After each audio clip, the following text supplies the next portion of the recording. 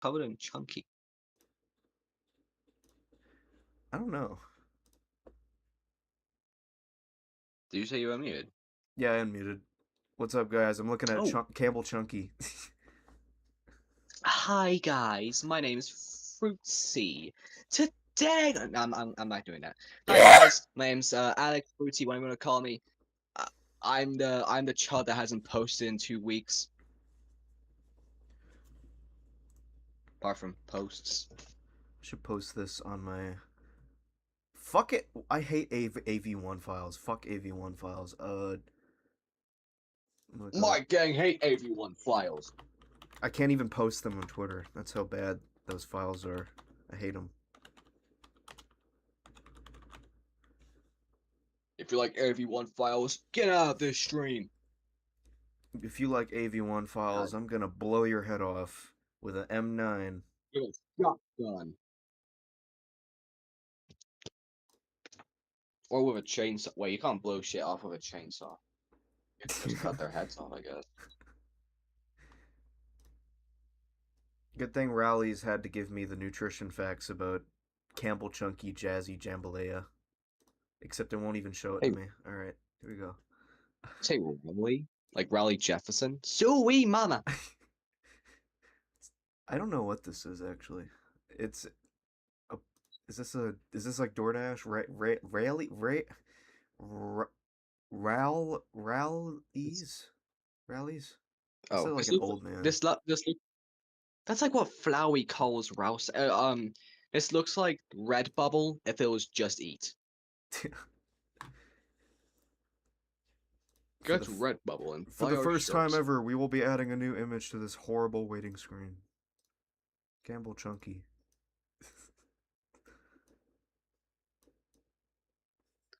Yeah, so I'm here because we're doing like a Wonderland thing, and I wanted to voice in it. I mean, he gave me the opportunity. I just wanted to. Yeah. Also, for anybody who doesn't know, who's watching, whoever is rewatching the stream, I'm just gonna keep recycling between different people every time I stream this game. So Yeah, I don't know if anyone else is gonna join this stream. How many people were there for last stream? I think it was just glitch, me and Damien, and then Damien had to go because like I don't, he left because something like really big dropped, and I forgot what it was. But Oh, okay. Damien always like leaves streams early. I don't shame him for that, but he always leaves streams early. I'm starting to think he has a secret thing going on, kind of like a I like a if he pirate. if he does like want to leave though, I don't blame him. My streams are AIDS compared to LDA streams. Agent D, we need you to defeat Doctor something. Is that like the witch Like doctor? Damien. I don't know. I was just like, I was just thinking of a Perry the Platypus like Damien parody. Or maybe he's like Dexter. He has a second life he has to attend to. Yeah, like killing murderers. Who is this man? I came. Well, I came. I saw. I pumped. Wow, you can tell it's gonna be one of the most insufferable gym dudes and ever. it's on Facebook. There you go. Oh yeah, it is. I thought it should have been on like Instagram or something. Should have been on TikTok. It would have done better. Oh, well, he is on. Okay, well, he is on Instagram. It says there. Anyways, so 20, believe it or not, I don't know shit about 25 Wonderland. likes. Yeah, wow. Jazzy soup. Are they reviewing Campbell Chunky Jazzy Jambalaya soup? I don't know shit about Campbell's. I don't know.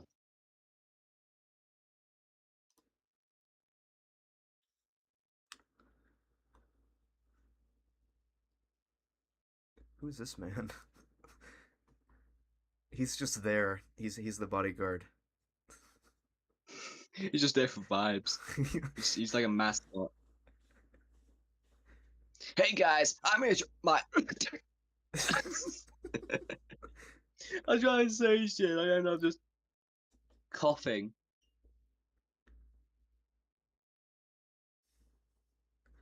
Dude, I would We're so microwave. cool at gym. I would put that in the microwave with a lighter, and then I would watch it. I'd watch it blow up.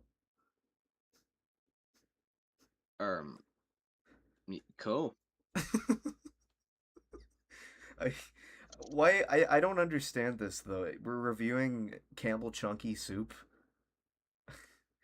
That's it. Is this uh?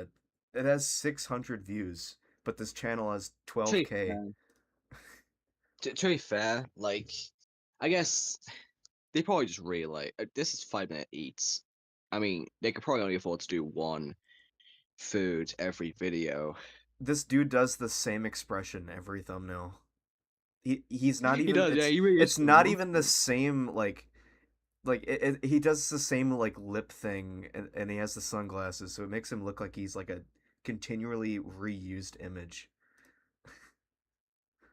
Then again, the girl isn't really any better. She just has her hands up or pointing and smiling. Yeah, she's like, hey, look at this Philadelphia in the back, original cheesecake filling.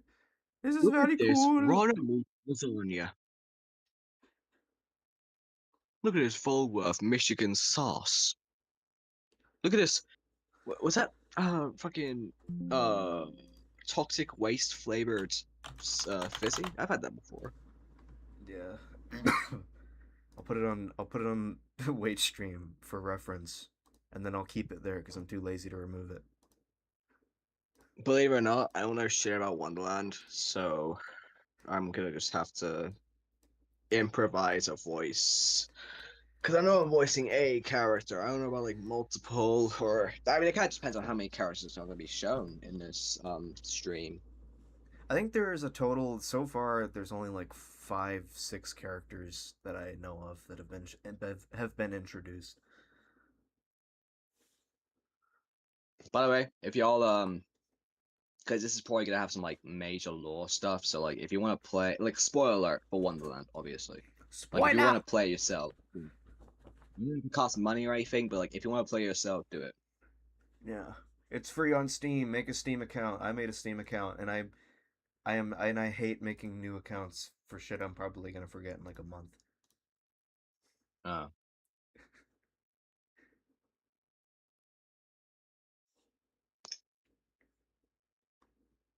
That's my profile picture.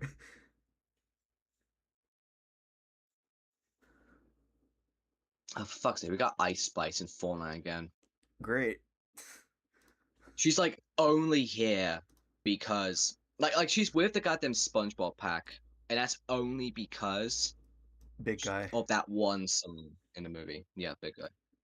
Like that's so stupid. Because like, why does he even have a skin? I get a back bling based on her like character in the movie, but why does she have a whole skin based on it?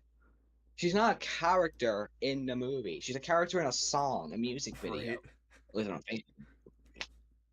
Like she doesn't deserve that shit, man. I get the other ones like the ice cream cones, the jellyfish, the goddamn uh the fishing net for Patrick. But why the and I guess also big guy as an emote, like that's fine. Oh But why the shit, hell is they have Ice Spice need another skin? oh, they have character bios, so we can be introduced to all the characters. Okay. Oh, do they? Awesome. I would like to see it so I can depend on which character I'm gonna voice. This is Iggy. What? Walter? Your stream's paused, by the way. God damn. All right. Yeah, it Oh can't yeah. just pause Oh sometimes. yeah. I gotta swap my window. Shit. That's my fault. Ah, here we go. Iggy Walter Maxwell. Walter. And that's the main character. Yeah. Why does he look constantly traumatized? Is he traumatized? Maybe. I don't know. White American. Are you gonna voice Iggy? Who are you gonna voice? I voiced the narrator in Iggy, and Okay. I think I'll probably voice Orlam because I voiced Orlam before and I just used my Baldy voice. Mm. So this is Genzo Ichihama? He's blind. Oh, okay. Chinese Zodiac Tiger, bike repair shop owner, Japanese American. I do love my Japanese American characters. Yeah. His ears are big as fuck. Yeah, right. He, I think all the Yeah. characters have big ears. That one doesn't even look human. It looks like a goddamn animal. This is Orlem. White American. Zodiac Libra. Blood type B. Why is it blood type matter? I don't know. Maybe it's important to the story eventually. Maybe I'll voice him or something. Apparently he's a pretty creepy character, and I feel like I could be I could be a pretty cool creepy. I might. Like I What's the said other two? before, I might voice him because I voiced him last stream. So Oh, we got Gidget. She's cute. Or he's cute. Wait, who is she. this? What? Why does it look like a boy on the foot? Is she trans? I don't know. I I have Looks no like a idea. boy in 1998. I'm gonna guess that she's trans. And the last one is Buxley. Okay, it looks like it's also a female. Looks cute. Looks cool. Ugh. 29. She looks like she'd be the oldest out of the bunch. Yeah. Like she looks like the Steve Harrington. I think out of all of them, I'm gonna try and voice crap, what was the blind one's name again? Gidget. No, that's the trans. What's the blind one's name? The Oh, Japanese one. Genzu. That's his name. I think that's how you Genzu. pronounce it. Well, I think I'm gonna try and voice Genzu.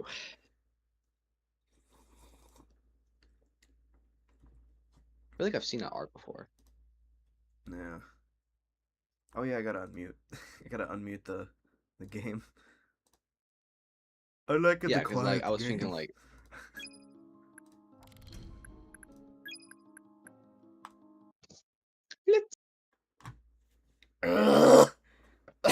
so sorry. Oh wait. Literally, first thing. I'm very Aren't you an unused. area? Are I'm you very unused to reading this since I feel like it's really early that I've gotten back into the game.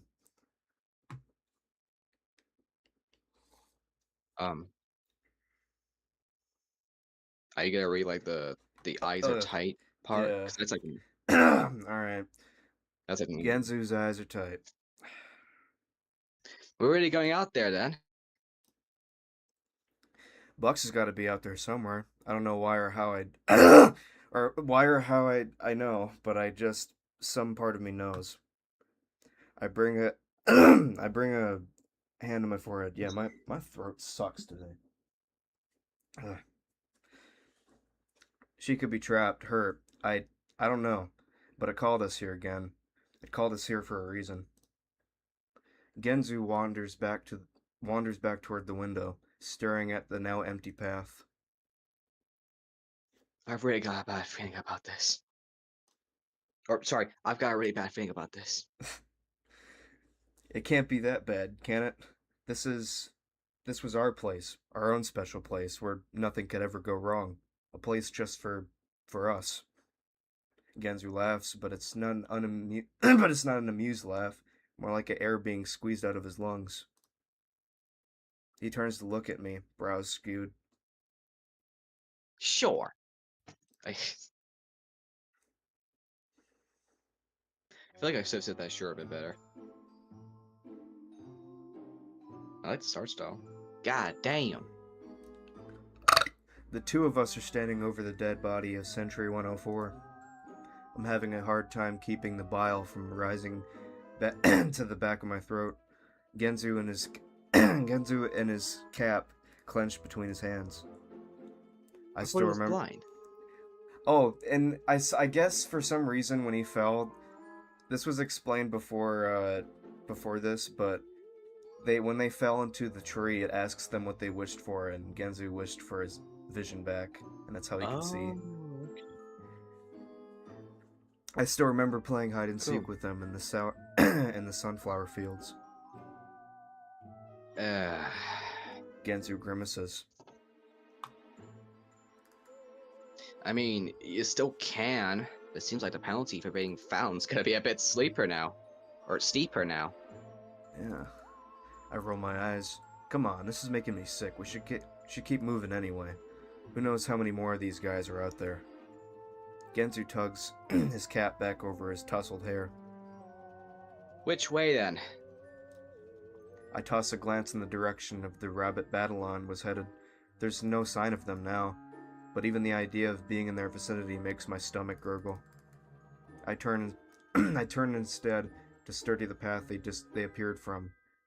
It winds to the right in short ways before curling to the left and disappearing behind an upraised mount of meadowed grass. Scarlet-leafed trees occupy its either side. I would suggest we don't follow the homicidal rabbits, but that's just me. Genzu mooses. Yeah. Like, I wouldn't go into that. I will go to death. I like the death, I do. I think we should not go to the rabbits that'll definitely murder us. But that's just me, right, lads? Actually, they went that way. We shouldn't do that. That's dangerous. Both paths are still empty, but for the life of me, I can't form a clear mental image of what's down either of them. My memories are too scattered and vague. Oh shit! All right, which direction should we go? Which did it say the rabbits went? Probably right. If I had to remember, because I remember in the previous cutscene they went this direction, as opposed to when they came this way. So we should probably go left then. Alrighty, we'll go left then. That's just me. Oh, for fuck's sake! Wait, no! Oh, God. Wait, that's the direction I just went. Wait, can I? I thought I could. Can I not go back? I thought I could scroll back in dialogue. Okay, well I guess I can't anymore. They backtracked, started like, hey, let's go that way instead. Fuck. Wait, that's the direction I just went. Maybe I misremembered either that or I'm fucking stupid. It's probably the latter. Oh shit. Well, Genzu blinks. Wait, that's the direction I just went. He points to the left, then the right, then crosses his fingers with a bemused raise of his brow. I scratch at the back of my neck. Oh shit, yeah. I mean, you know, to always keep them in our sight. Besides, there might be more of these Badalons. For a moment I paused because I thought somebody was gonna read it, but then I remembered I'm reading it. Yeah, like, you're Iggy, dude. Yeah. Do you think it would be better to go in the same direction as their patrol? Genzo opens his mouth, closes it. I mean, sure, I suppose. Then it's settled. Expression. Yeah, sure. But his face betrays his verbal agreement. I like the COVID forest. We start off and to the left. Pursuant. There's so many goddamn words I can't read. I feel fucking stupid. Is that pursuing? I think it's pursuing. Okay. Wait, perusing? I think it might be perusing. Perusing the road that we'd seen in the Batalon disappeared down earlier. I'm just gonna call this Batalon because I can't fucking pronounce it either. Sure. The landscape is open at first, giving the view to loping hills and far-off flower fields. But soon the trees grow thicker, and as the path winds first left then right, the surrounding scenery disappears from sight. It's darker now. The leaves form a reddish-pink wall around us. It's quiet, too. No breeze. No insects. No birds. Everything is weirdly still. Are you starting to feel really weird, or is it just me? Genzu hisses, his voice no more than a whisper. Something does feel just a bit off, I reply, as I glance around. It's then that I see it. Just up ahead. The Batalon is stopped in the middle of the path. Genzu quickly yanks the back of my shirt, pulling me off into the trees with a hissed curse. But whether it was fast enough or not is yet to be determined. I see the ears of the lead rabbit twitch left, then right. He turns around with a shuddered jerk, looks from rabbit to rabbit. His entire head twitches. Who's gonna read this guy? I've read him last time, but I don't want to read him. I want to do like a British accent for him. Hold on, let me try it. There's someone here. That fits. His eyes dilate, then undilate. He blinks and twists his nose. I can smell them. Someone's there. The left rabbit of of the frontmost pair asks hesitantly. Yes. The lead rabbit wrenches his gaze toward his underling, sending spittle and snot flying across the battalion. You question my olfactory perception? No, sir. Of course not, sir. The lead rabbit skulks forward as the other rabbits dart out of the way. Drool drips from the gooey waddle of fur beneath his chin. At first, his route seems meandering, a bit to the left, a bit to the right, the other rabbits jumping each time he changes direction. Soon, however, his destination seems all too clear. He's coming towards us. Oh shit! Genzu, I whisper with a shuddered breath. Genzu's grip on my shirt tightens. Come on. He tugs me back further into the trees and towards a patch of brush. I'm wondering if we're gonna die and get to go back. That's my biggest question so far. Does his I don't know if we die. I don't think we can, but maybe this is all just like a maybe it's like a dead end kind of scenario. What or no, what I meant, I feel like this is one of those options where it's like a dead end and then you have to go back to a specific checkpoint and then choose the other option. That's what I feel like this is going to be like. I could be wrong. Perhaps. I could be wrong, but you know. What we don't anticipate, however, is the sudden slope of the earth. Genzu goes first, his feet sliding out from beneath him, and before he even has a chance to think about letting go of me, he takes me with him. We go trembling down into the leaves and twigs, in a flurry of snips and snags. Well, that just happened. Genzu's back slams into the trunk of a wide oak, and I follow a beat behind, getting the breath stolen away from me as my diaphragm collides with his chest. My head reels. Whoa. My chin. Something hit my chin. My knee. I could taste blood in my mouth. I bring a hand to my forehead with a groan, then finally wrench my eyes open. Just staying there all nonchalant. I like to read the narration like Dexter's monologues because I watch way too much fucking Dexter. I can tell. Only, only to see Genzu looking at me in sheer terror. No, not at me. Past me. I turn around to see the lead rabbit mere inches from my head. My heart leaps out of my chest and I scramble back against Genzu in an effort to put any distance I can between myself and those yellow eyes. They're barely that yellow, but they're like pastel white yellow kind of. Shh. Found you. The rabbit smiles through his crooked teeth. I don't register what happens after that. 1 second his breath is coming down hot onto my face and neck, and the next... Oh! What was that? Oh my! Oh! Fuck! I think we did just die. There's a hole in my stomach. I cough, sputter, blink in disbelief. The spear is through me.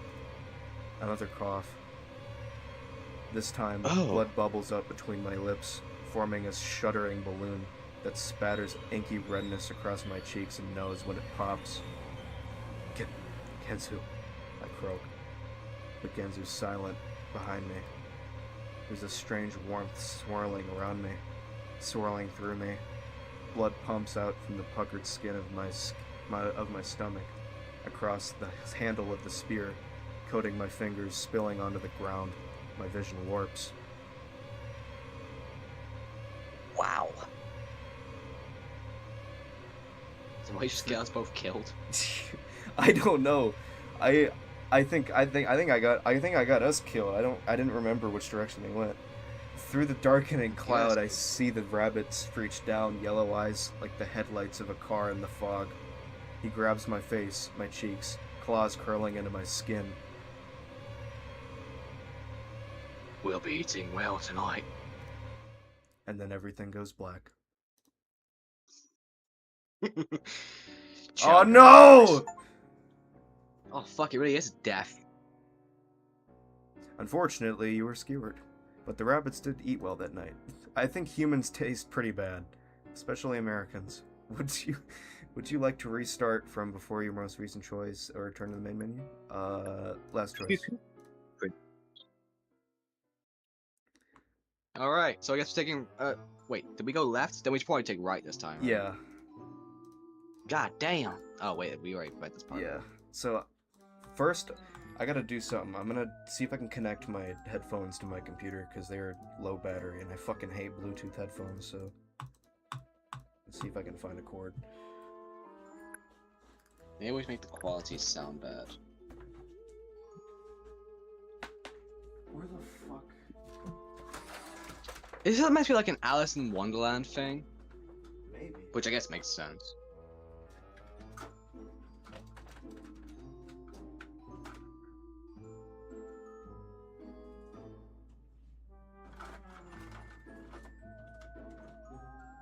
Well, you were right about going back. Only thing is, you didn't expect to get skewered. Oh no. Where the fuck? Oh, okay.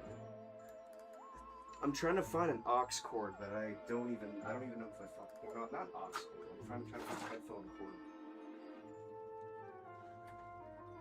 And I hate having to find headphone cords because I literally don't think I have any. Hmm.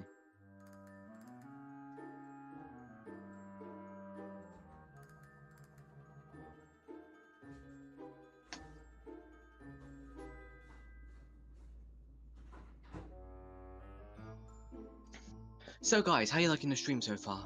We just watched two boys get skewered by a bunny rabbit voiced by me. I mean, Voiced you by know, albeit it's very Lucia. threatening. Voiced by me doing a very like sniper, if he was British voice and stuff. Or was that Australian? Because I was definitely trying to do like a way more like British voice. But I feel like that was a bit more Australian. Who knows? All I know is Boy, we'll be eating good tonight, lads. Let's fucking murder these children and cook them. It's like Butcher if he was a rabbit. Drink their blood like fucking Dracula. We must kill the Count Dracula. Hans did a good job, mate. I have no idea if this is gonna I'm work, gonna but I need to connect. I'm looking for a cord because I need to fucking make sure my headphones don't die whilst doing the stream. Which I'm praying in vain that this cord works. The thing I hate. Mom. You could say what you're gonna say. I'm just trying to connect my cord.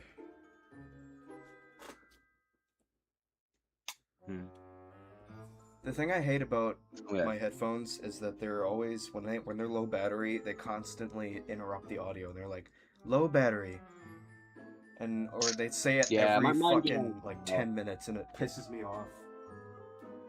Mine do that as well. Except for the fact that my battery like lasts really long. And sometimes I'll keep them on for like 3 hours and I'm not even sure if they're like halfway. You know what, I'm gonna exit real quickly just to I'm gonna mute myself for a sec. I need to ask my mother something.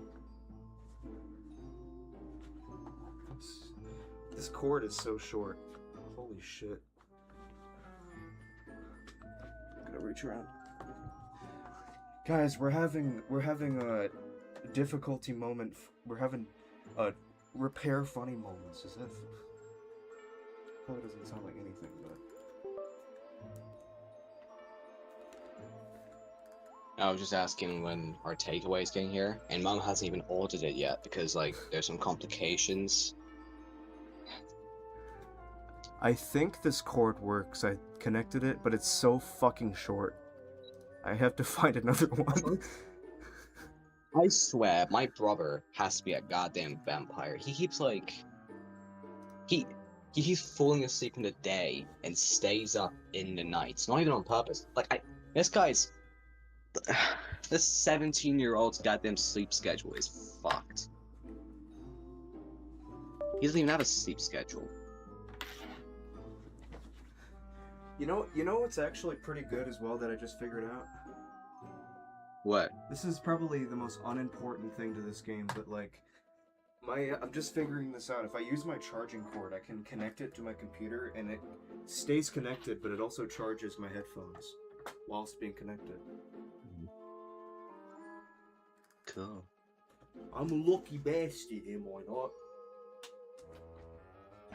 Yeah. I feel like I should actually like pause a bit before actually reading the thing, just in case it like says what voice I should do. Like for example, that one where it said like he dragged me into the bush, and that I read in a completely normal voice, but then I read the fact that it was like hissed in a whispery voice. Yeah. Like I should probably pause before reading it. Like read the full thing before I read it like out loud. I always like to wing it. That's what I like to do. I just like to look at it and I'm like, okay, I'll just read it. To be fair, your voice doesn't have that much emotion to it. Even I think Dexter has a emotion. Well, I don't know. That's probably just because Mike C. Hall is a good actor. I guess. Alright, connect.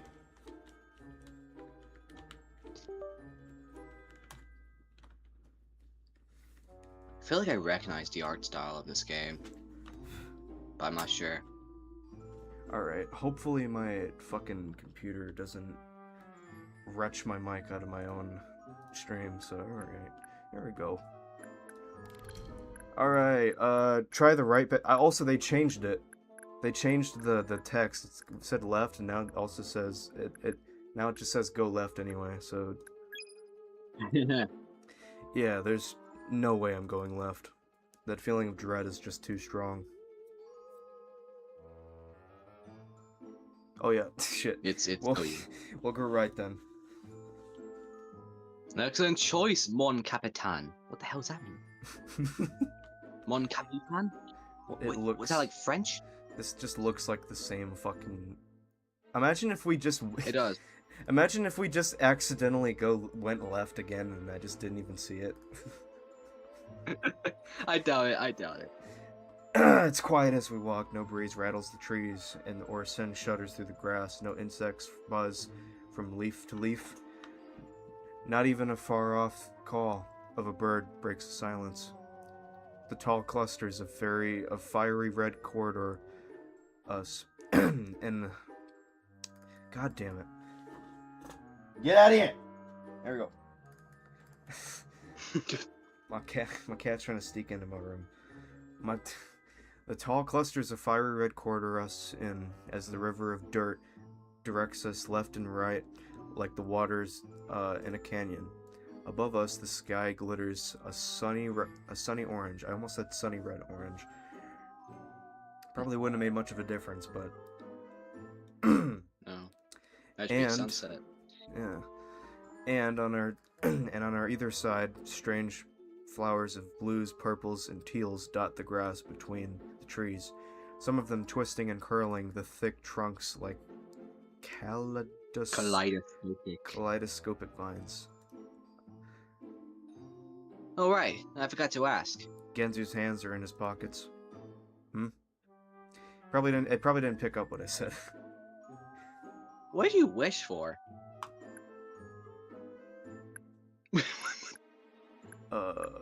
Well, I don't want to do the first. I don't want to do the first one. I'll say nothing. What? Did I just? I blink, frown, nothing. I finally say. Nothing? I don't know. Couldn't think of anything. I don't really want anything. Damn. Guess you got it made, huh? Genzo laughs. Yeah. I don't respond. Even now, I can't think of what I could possibly want. To find bucks, I guess, but that's less of a want and more like an obligation. I just don't really care enough about my life, about things, about myself. I chew on the Ooh. inside of my cheek. We round another corner, and this time the path opens up into a small clearing. An outcropping of rocks overlooks the small pond at the other end. From its peak flows a miniature waterfall, light reflecting off the steady drizzle. I take a step towards the pond, only for Genzu to grab the back of my shirt. Oh God! He quickly guys, it's funny. He quickly tugs me back behind a nearby tree. Oh, of course. There he is. Except, oh, I don't know if that's the same one though, because he doesn't have the weird No, it's not. snot and drool. It's also not like it's also not. It's also like a heart card. I don't think it's like a spades card. Yeah. So I'm gonna have to do like a different voice. 2 seconds later, a rabbit soldier appears, his nose twitching and his eyes searching the ground. My heart leaps up into my throat at the thought of how close I was to being seen. I stay perfectly still, Genzu's arm clamped around my waist, as the both of us watch the rabbit in silence. He's looking for something. That is much clearer. He wanders to the left and stops. To the right and stops. Twitch, twitch, sniff, sniff. His mangled ears jerk with each change in his direction. Where are you? I glance up at Genzu, chest tight. What is he looking for? Hell if I know. Genzu hisses. Something squeaks. It's probably prey. If I do. Oh yeah, okay. And at that moment, a small white mouse rushes out from the brush near the pond. It circles once, twice, tiny tail dusting the ground, then dashes off for the trees. There you are. The rabbit takes off. In a flying leap that has me questioning my eyes, he's on top of the mouse, large boot coming down on its tail. There's another squeak, pained, this time, panicking. Ooh. The mouse squirms against the grip on its tail, but its escape is futile. Oh God, the fucking sound. The rabbit raises another foot and brings it down on the mouse's body. The resulting squelch sends an electric shiver down my body. The rabbit's jaw twitches. He raises his foot, and is surgeons. Fuck. I don't know what this word means. The I'm gonna say damage. assertins. Yeah, okay. The mouse's flattened body leaks red pus from the bottom of his boot. Okay. Look. And the mouse's head, which had escaped the direct impact, hangs limp from the remaining snooze like a flabby piece of meat hanging off the end of a sandwich. Okay. The rabbit Wow, that's pretty loud. Yes, the rabbit slams his foot back down, stomping and stomping until the mouse's body is nothing but furry hamburger. Genzu's arm tightens around me. He takes a step back, and I move with him, back into the safety of the trees. What we don't anticipate, though, is the silent dip in the ground. Genzu loses his footing. Oh no. It's like an opposite version of the left side. Obviously. Then he goes down, taking me with him. The sound of us hitting the ground sends the rabbit's ears skyward. His head jerks in our direction. Who's there? His spear is already at the I couldn't read that in time. Shit! Genzu and I scramble to our feet, but the damage has already been done. The rabbit is staring straight at us. Genzu's arm shoots out in front of my chest. The rabbit cocks his head first to the left, then the right. His right eye twitches. Then widens. You're that fella the king told us to watch out for. He chuckles, laughs, licks his lips. I'll get a promotion for sure if I bring you in. Fresh meat for weeks. No more of that slop. He points his spear at us, then charges. Ooh. It happens before I can process it. 1 second I'm standing behind Genzu, and the next, something jabs my ribs so hard it knocks the breath out of me. I'm weightless, falling, ground rushing and rushing. And just before my ass hits the dirt, I see Genzu with an elbow stretched in my direction, and a foot stretched in the other. The rabbit, who is less than a second ago had been standing a good 20 feet away, is right next to Genzu, but the point of his spear is just missed, slicing a red line across Genzu's cheek, and instead, and now, thrust furtively past him into the open air. The rabbit's head jerks left in surprise just as his boot hits Genzu's foot. He stumbles forward, unable to stop himself before the tip of his spear crushes into the wood of the nearest tree. Well, then don't run with your your fucking spear directly. It's at that moment I hit the ground. You. Okay. The rabbit alternates between glaring daggers at Genzu and tugging at the burrowed head of his spear. Genzu, however, wastes no time. He grabs the front of my shirt before I even have a chance to orient myself, and he wrenches me to my feet. Run! I do as I'm told. The two of us go streaking out across the clearing, past the outcropping of rocks, past the pond, and towards where the path breaks off to follow the slowly expanding stream. How the hell were you able to do that? I huff as my lungs fight for air. Just had him coming, it's all. Genzu wipes the blood dribbling down his cheek. Rivers on our right, and growing cliffside on our left. We run, the sound of our footsteps in time with the thudding of our hearts. What did he mean by that fella the king told us to watch out for? I pant, trying to get my thoughts in order, but before either of us have the chance to answer my riddle of a question, Genzu skids to a halt. I follow suit, eyes growing 10 times the size of my head. There's gonna be like multiple of them, isn't there? Oh. The ground in front of us is no longer, well, ground. It's soft, lumpy, pink, and a giant slab of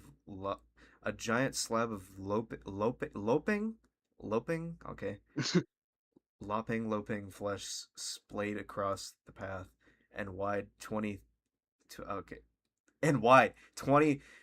30 feet across. I'm having a stroke. It's a tongue. To what? Oh.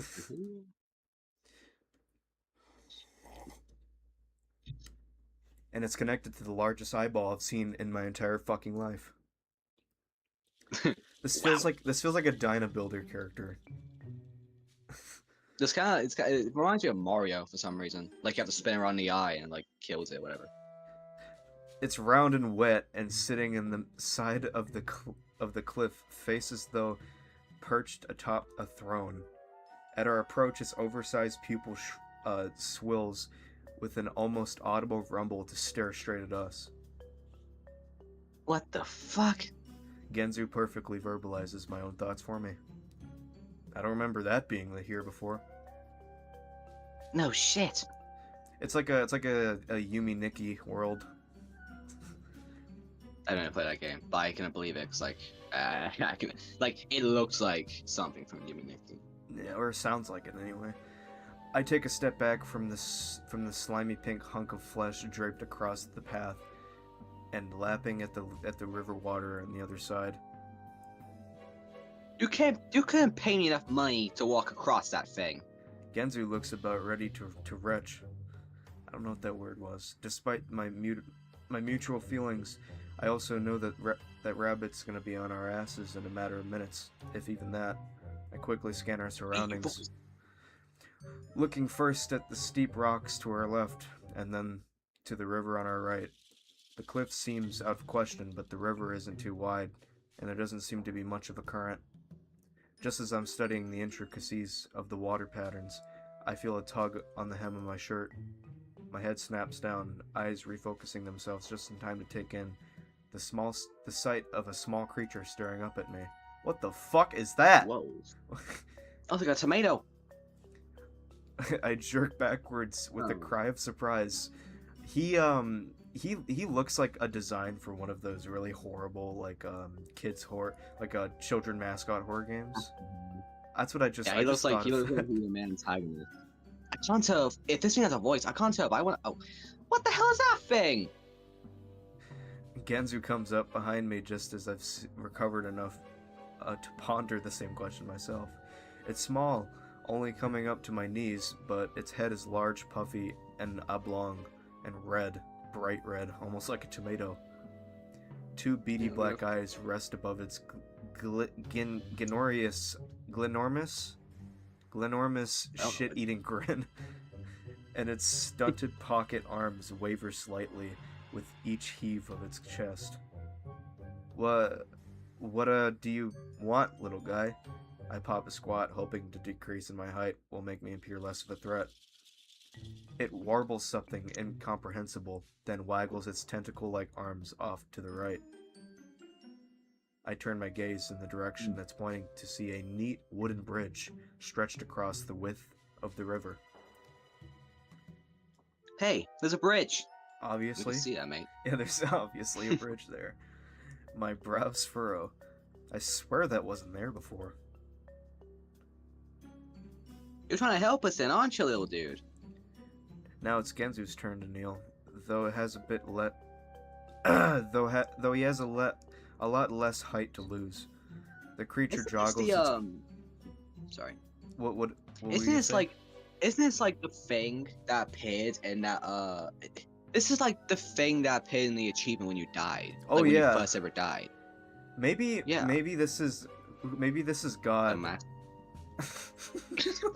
It's Well, if God looks like that, I don't want to go to heaven. I'd go to hell. If heaven's God looked like that, what would hell look like? Do you think the devil would look like a drag queen? Yeah. it's either that or it looks like the closest thing you can get to goddamn Huggy Wuggy or whatever. I don't know. The creature joggles its arms again with a happy warble. It certainly seems it wants to help us. Though I can't shake the oddity of the bridge, there's no way I could have noticed that when I was surveying our surroundings earlier. Still, our only other option is I turn to look at the hulking tongue again. There's a stagnant pool of saliva saturating the dirt in front of it, and that giant gooey eye is still watching us. Why'd you have to say gooey? Could just said like moist or like. Well, actually, that word might be worse than gooey. Yeah, I guess. I clench my hands in my curls with a groan. Oh, there you are! There you are! I spin around, only to see the rabbit at the other end of the path, spear pointed right at us. My heart promptly drops into my stomach. Fuck! Genzu takes a step backwards.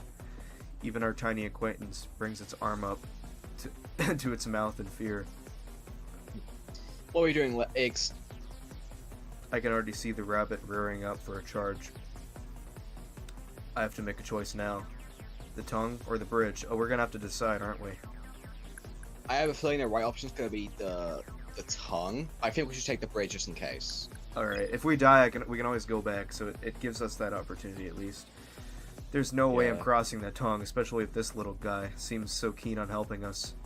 I spin around to face its bulbous head and point empathetically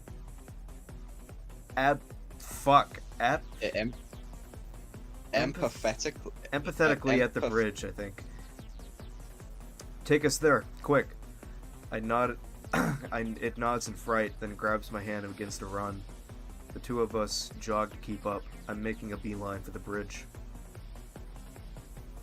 By the time we clamber across it, my lungs are burning for air, and sweat is leaking rivers down my forehead and neck. I throw my hurried glance Harry? back. Harry. I have my eyes have a hair in them. I throw a harried glance back to check on the rabbit, and to see him just standing on the other side of the bridge staring at us. Oh no. He's not following us. Genzu asks with a wheeze. He's leaning forward with his hands on his knees as he fights for breath. I guess not. I look back and forth between the rabbit and our new friend, who's now smiling up at us expectedly. Maybe this is some sort of, I don't know, protected area? Genzu wipes his forehead with his sleeve and gazes around. Seems sus, but sure. Sus, I like that. I squat back. Suspicion among us. I squat back down next to the small creature curling an errand lock of hair behind my ear. Thanks for that, little guy. Who knows what that rabbit fellow would have done to us? My words of appreciation are met with a happy squeak. I feel like this bridge is the reason he's not going on that bridge is I feel like the bridge is gonna collapse or something. It's Maybe. like maybe it's like a trick. Maybe this is like a Is that skinwalker. maybe like some like creature is gonna fucking just jump up and eat us like the cheeps from Mario? Yeah, we're actually trying to find some people. We know. You haven't seen any others like us, have you? The creature brings out one of its rope-like arms to its mouth as though in thought. Then it seems to brighten. It begins making happy squeaks and pointing further into the woods. Seems like a yes? I stand back up. Maybe the others came through this way too. Genzer's Genzer's looking off in the direction of the thing pointed, one eyebrow raised. He doesn't seem convinced. Can you take us to them? I ask the creature with a smile. It nods God damn it. Vehemently. I think that's how you say it. Vehemently or whatever. They pulled the whole dictionary for this. It begins bouncing off towards the trees. Come on, I notion to Genzu. Then follow. It's like it's gonna be some creepy shit. I mean, it looks pretty creepy. It's no longer pink, like E. coli, my Chipotle food.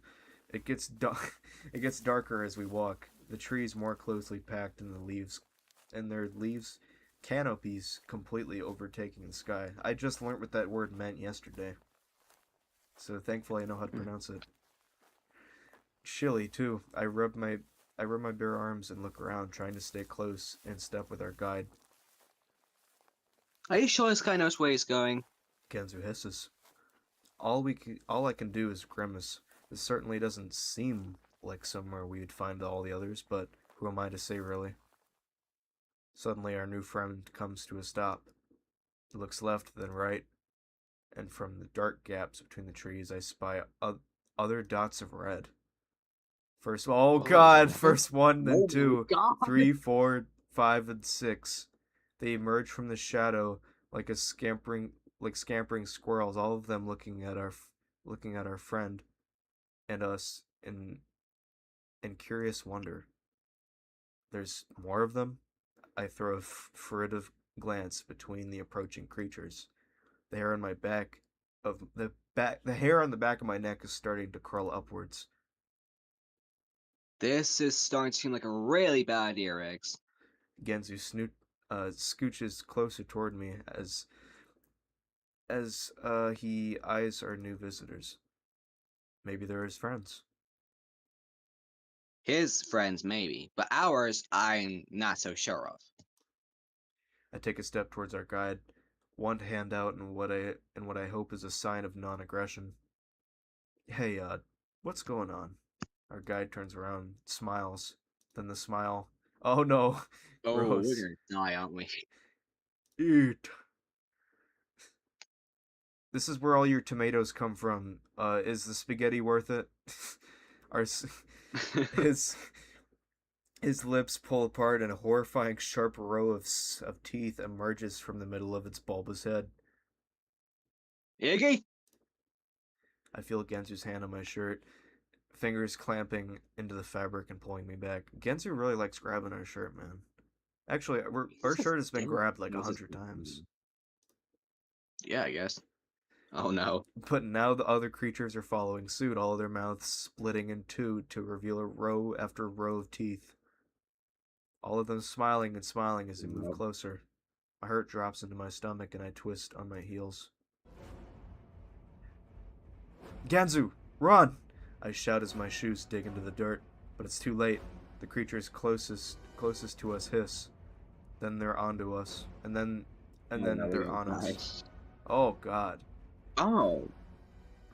One flies onto my back, its teeth clomping down onto my shoulder. My body arcs backwards, and my vision flashes as bright as pain shoots up and down in my arm and spine. They reach for it, fingers desperately trying to curl around one of its tiny limbs to wrench it off. But then another one clamps down on my arm. I see its teeth sink into the flesh, and the blood come bubbling between its lips. There's a lot of blood, man. Fuck, fuck, fuck, fuck! I throw my arm out again and again, trying to fling it off.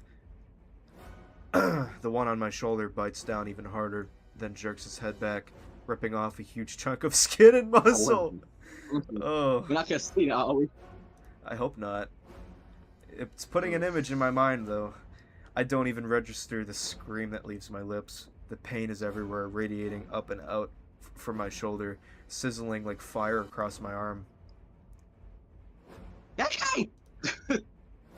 I hear Genzu scream and try to find him through my warped vision. But as I step forward, a third creature leaps toward me, hitting me right across the chest and knocking me backwards.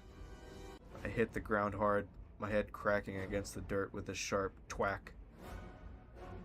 He tapped me! Yeah. Before I even have the chance to collect myself, the thing on my chest moves. It opens its jaw with a wide toothy grin. Oh God! Oh my God! Then Fuck tears them right into my chest. The pain is immediate. Ooh.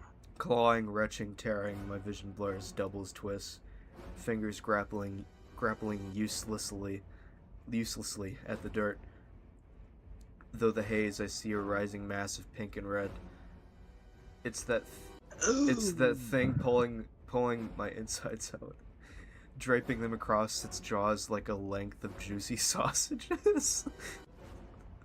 I gasp, choke, a wretched croak pushing past my lips as I feel my skin stretch and rip. The other two creatures have joined it, digging further inside me and tearing off hunks of flesh in great greedy gobfuls. I stare up at the trees, my arms and legs going limp, vision fading. Just when I wonder how much I'm going to stay conscious, one of the creatures appears to smack dab me in the middle of my vision and bites off my face. Yeah, that's game over, alright. Jesus. I like how we've chose every incorrect option so far. It's like, and the fact as well is that they put you into like a false sense of security, because it's like it lasts so long before you end up dying. I think the clue to this game is we should like go for what seems like the unusual or uncomfortable option, and that's how you get through. Or if you keep doing that, it'll throw you off guard by putting one actual like option in there that makes sense to do, but you don't think that because you think it's the outlandish option. Well, damn, I guess we have to go on the tongue then. Unfortunately, you were eaten. Well, gee, I know. But at least that rabbit didn't get you. Well, I think I'd rather have the rabbit get me. I think the rabbit would have been a way quicker death, dude. Yeah, because, I mean, he did spear you in the chest and probably, like, cook you like a fucking, like, turkey across a fire. I mean, but you were dead, you know?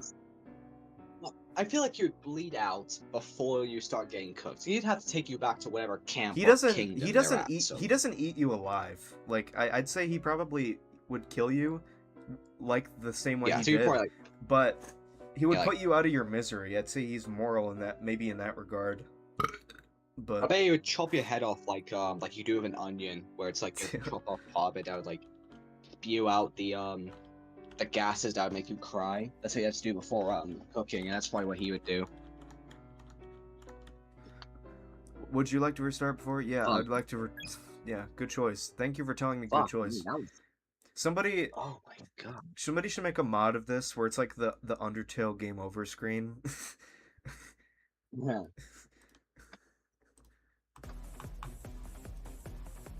Okay. Fuck. Fuck. Tongue time. This song's it's kind of a banger. Yeah, tongue. The feeling is just too strong. No matter how disgusting the thought of that tongue is, something somewhere is screaming at me not to take the bridge. Damn it! I groan. To the tongue, to the tongue.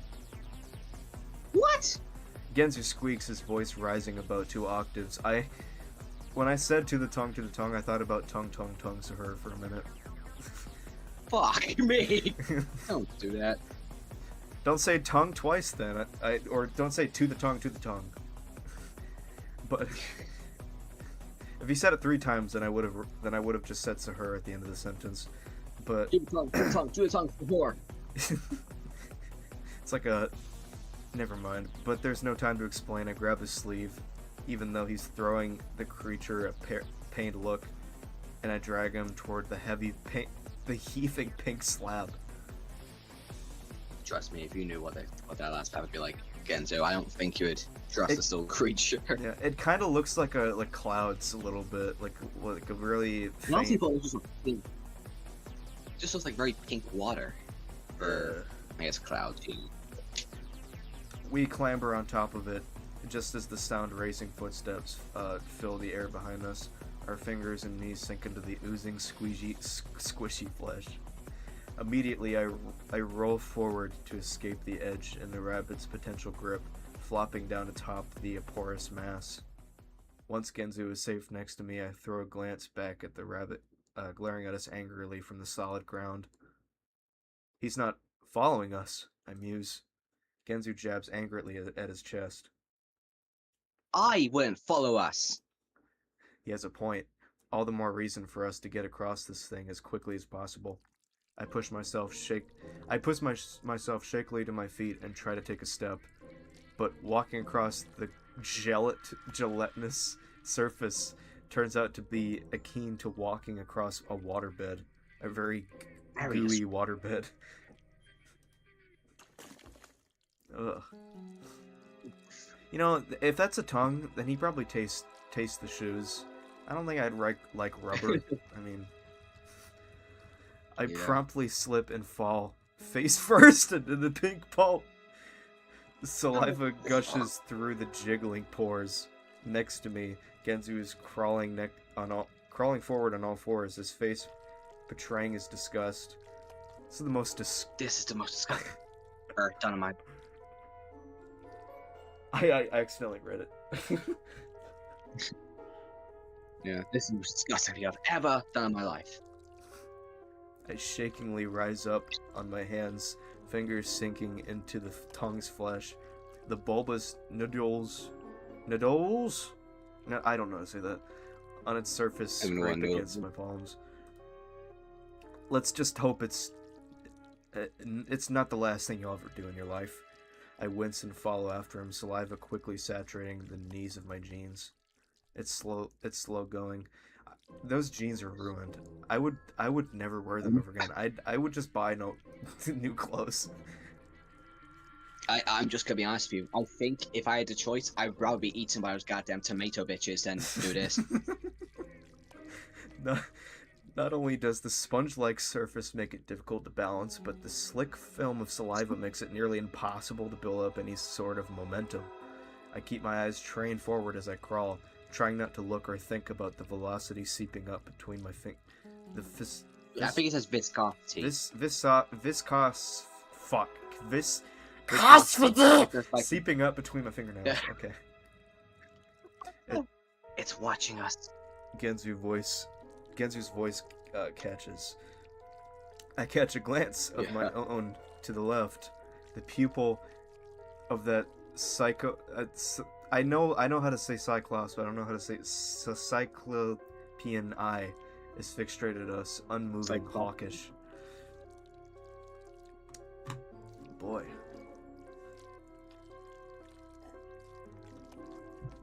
I immediately... it's still not... Yeah. I immediately jerk back to the front, shudder zipping down my spine. Just keep moving. We're halfway there. Halfway across the vast ocean of pink. We just need to keep moving. It's at that moment that the tongue moves. It starts as a low rumble, like a foreshock pre-pacing an upcoming quake. Then the salmon-colored flesh begins to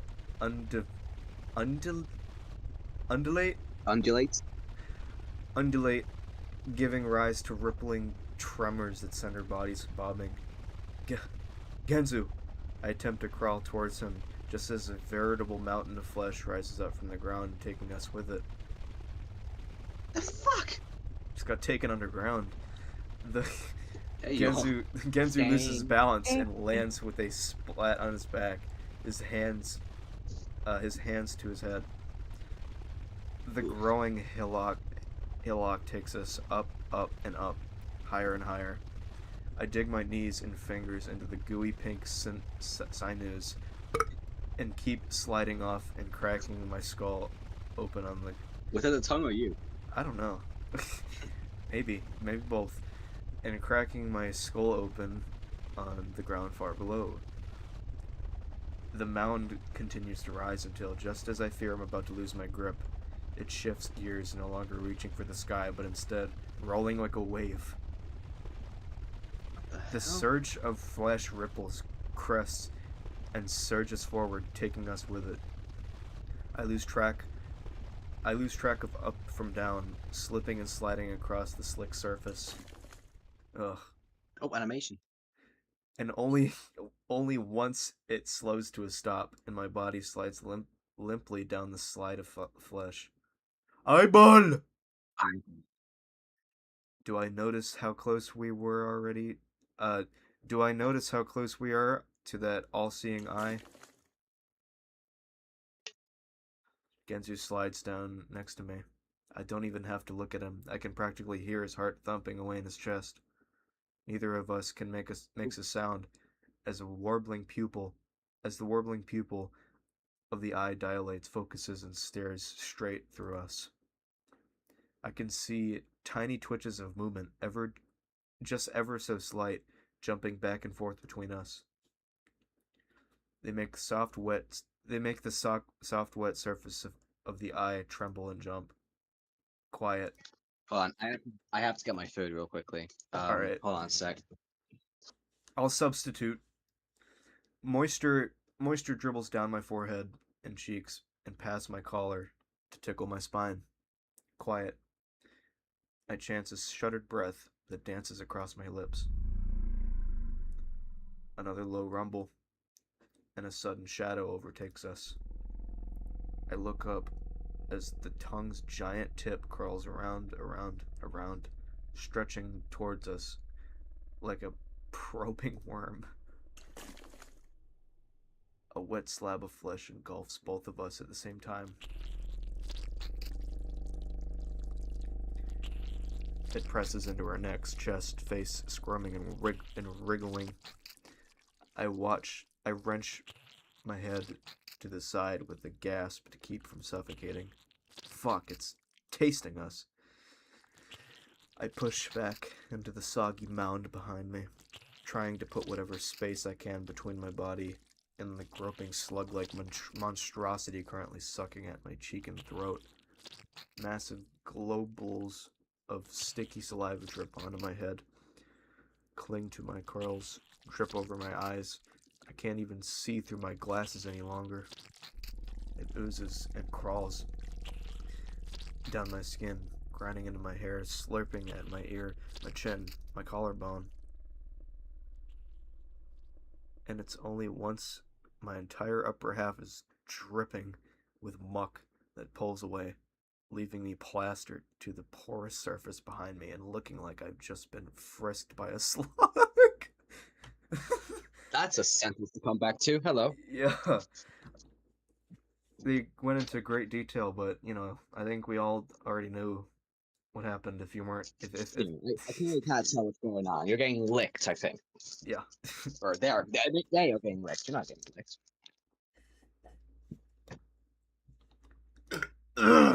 Hopefully it ain't stinky. Probably is. I peer over the bleary lenses of my glasses at Genzu, who looks similarly depredated.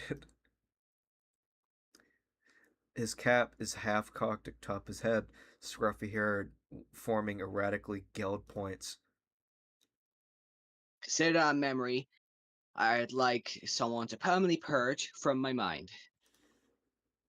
Some people would be into this. No sooner has Genzu's smart retort left his mouth than the giant watery pupil of our captor moves. I don't. I, okay.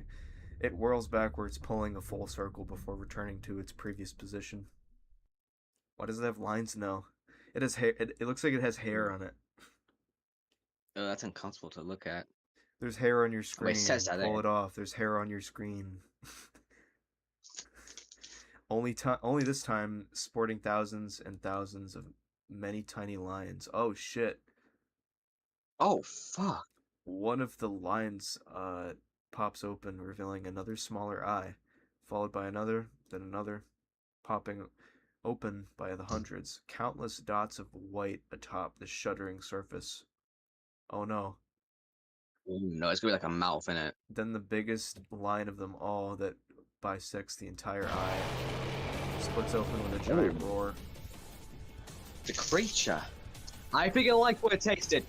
Genzu screams as the creature shrieks again, a deep, throaty howl that has me clutching at my ears. Honestly, in that scenario, I'm surprised it wasn't turned off because technically, I'm just thinking about like the rubber of the shoes. Did it like the taste of the shoes? Does it Maybe. like fabric? I mean, Yeah. behind us, the tip of the tongue has uncurled itself, and now the entire tongue is rising, tilting, forming one monstrous side of doom that ends straight inside that nightmare's mouth. I scramble into motion, crawling upwards as fast as I can, attempting to dig my fingers, my nails into the tongue's slick surface. But the higher the tongue tilts, the further I slip. It's all I can do from keeping from gunning straight down the chute like I'm on the sleeping slide from hell. Okay. Genzu's voice grabs my attention. Through my panic, I see him brandishing what appears to be a screwdriver. Never leave the workshop about it. What? But before I can question his motives, he slams the sharp metal end of his trusty bike tool into the quivering flesh of the tongue. The reaction is immediate. The beast howls so loud it feels as though my heart's twisted into a veritable nothingness. Then the tongue jerks, flails, writhes in pain. Grab onto me. I don't have to be told twice. Whoa. It's a great shot. I launch myself at Genzu and latch onto his waist. Never before have I held on to something so tight. I glass my fingers into the fabric of his pants and dig my face into his exposed belly. Above me, Genzu's clutching desperately at the handle of the screwdriver, jaw taut and muscles tight. Another roar from down below. It's getting really angry now. The tongue bucks, thrashes. Yeah, Yeah. Each bounce sends up and down, slamming into the spongy surface with juicy splats that take the breath out of me and rattle my brain. But somehow I keep my grip on Genzu, and somehow Genzu keeps his grip on the screwdriver. The roar morphs into a wail. The muscles beneath us grow suddenly taut. I open my eyes for a peek, not even realizing I'd had them closed, just in time for the entire tongue to reel back and, with one whip-like lash, cluck itself forward. Genzu and I go flying like rocks in a slingshot. First few feet over the ground, then slamming in the dirt and rolling and rolling and rolling, 5 feet, 10 feet, 20. Before finally, and unceremoniously, slapping onto the pebble-strewn path like a pair of wet fish.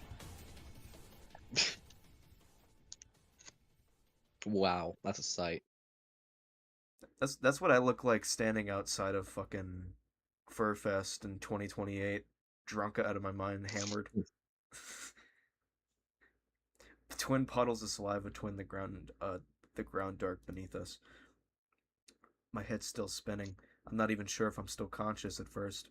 I open the first one eye and then the next. Then with a groan that's half agony and half disgust, I push myself up on my palms.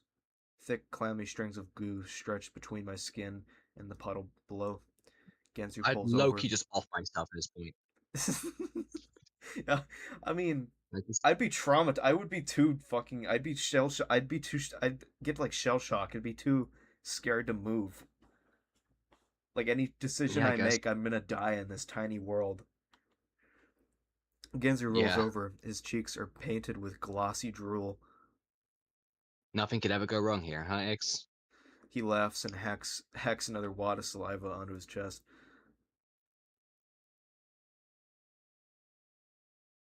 How can Is you say so this positive? is this Or Arc not 2? positive, but like, Oh no, it's I don't think mm. this is Arc 2 yet. Obviously, there's probably a shit ton more to go. Uh, I rub my face until it's raw, splashing water on it again and again and again, but I can't seem to dispel that feeling of muck clinging on to my pores. We're in the swells of the river, up to our knees in the water, and rinsing our hair, our clothes, our mouths. Genzu's taken his jacket off and is kneading it atop his knee like a washboard. His hair sticks up in errant wet tufts that shudder with each jerk of his shoulders. My glasses are the worst. No matter how many times I've rinsed and buffed the lenses, the prismatic glare remains. I limp carefully back over to the grass and squint at Genzu, who's now wringing out his jacket. Out here, and away from that horrific monstrosity, it's calm again. Nothing and no one in sight, and the only trickle of river current is as mus is and the only trickle of the river current as our musical. Okay. Glad to know this place is apparently fucked up beyond all reason. Genzu follows me back to the bank. He shrugs. He shrugs as his jacket. He shrugs his jacket back on before pulling his cap over his curls. Really, you're just lovely. I forgot it's meant to be an adult. Yeah. I could have. What could have happened to it? What? It wouldn't just, on its own, would it? Okay, we don't even know what this place is. Hell, until this morning, I would have told you it was nothing but some crazy yet suspiciously coincidental dream we all had as kids. I run a hand through the damp ringlets of my hair and peer out across the landscape. A flash of movement catches my eye, and my gaze immediately towards the far bank, where the river twists around to form what looks like a small beach. A dock has been erected on the sand, and a boat is slowly gliding its way over to the from the opposite direction. Genzu follows my gaze. He narrows his eyes. That's strangely, what is that word? Serendipitous? That's strangely serendipitous. I have no clue what that means. Yeah.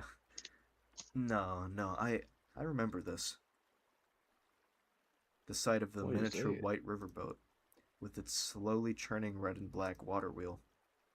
Its its benches with just enough room for five, and its hem gleaming polished wood that moves on its own like magic. It's enough to bring fuzzy, shifting images bubbling to the surface of my brain, of adventures down the river, of standing at the helm with my arms outstretched and feeling like an intrepid explorer off to discovered lands of unknown.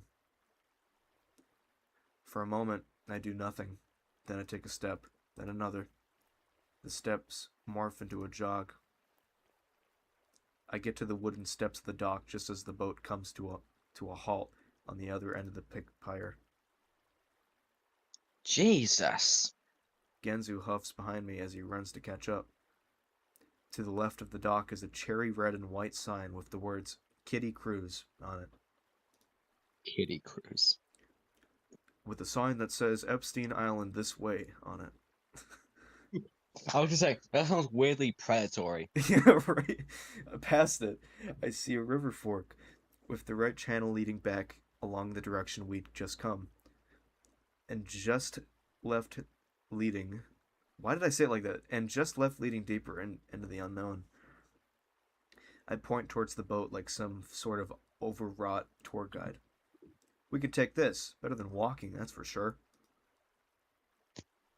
You gotta be fucking kidding me. That could take us to Epstein. Yeah. Oh, I'm sorry. Did you want to stay on the road with the giant man-eating eyeball and the homicidal rabbit guards? Hey. Genzu raises a finger, then lowers it with a shrug. Come on, I remember riding this all the time, I urge as I start up the steps. My ascent is halted, however, by a jovial, high-pitched voice from another side of the railing. Who is? Who should voice this guy? Should you? Because I feel like I voiced a lot of characters recently. Funny. I guess I'll do it. I don't know what voice I'd do though. High pitched, so it's like, hey, like this. I'm shitty at doing high-pitched voices. I mean I can do a Cleo voice, but I don't want to do a Cleo voice. I feel like it'd be too cringy. Maybe I should just voice him then. Okay. Okay. Come and ride the kitty crows and sail the waves for days. Adventure like you've never had. The end to your malaise. Something like that. The end to your mayonnaise. What is this Willy Wonka music? I stopped. Blink. Flowey! What's that? Flowey. I lean over the railing for a peek at the ground below. It's a flower. Brilliant white petals adorn its oversized head, and its glossy green shimmy. Flowey the flower. Its glossy green leaves shimmy with its dance-like movement. Dance-like movements? It has no mouth, and it must scream, but somehow the words form all the same. Melodic and spritey.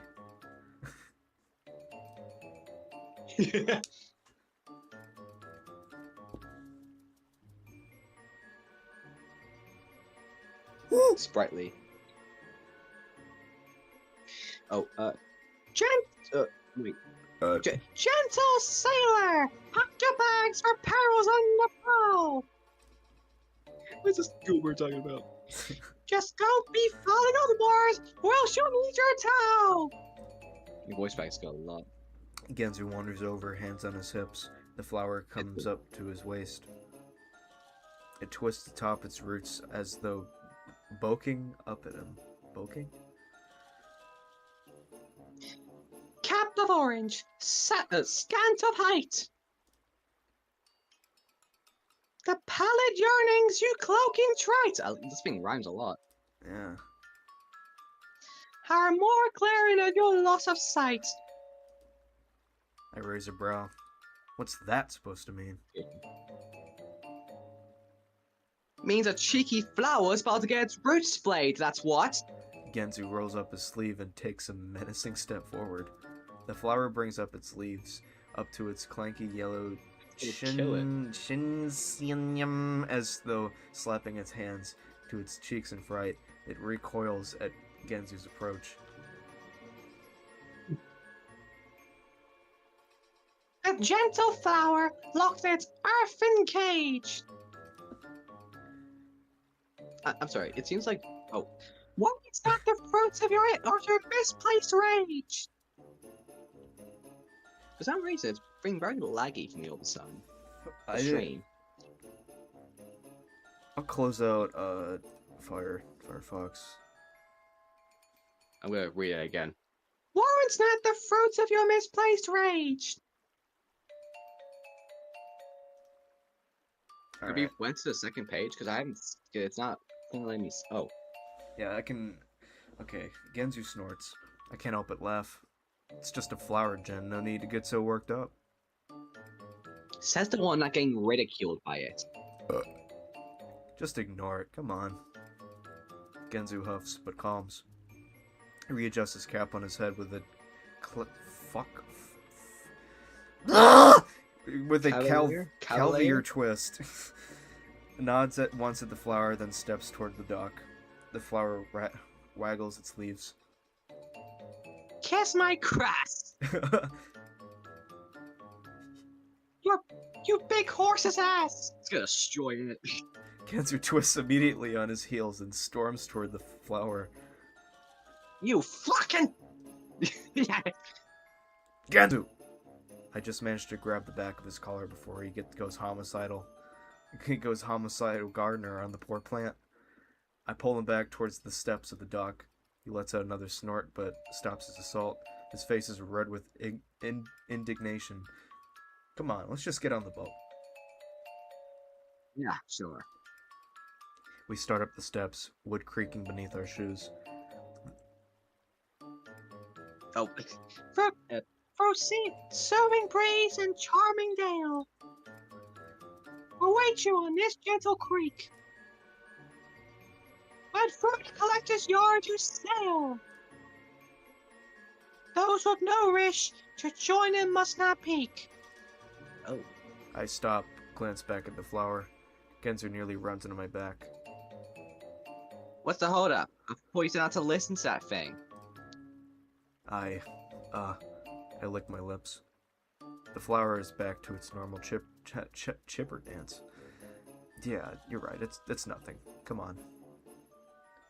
The boat is still anchored at the end of the dock, almost as though it's waiting for us. And the memories are stronger now. I can see it in my mind as clearly though it were yesterday.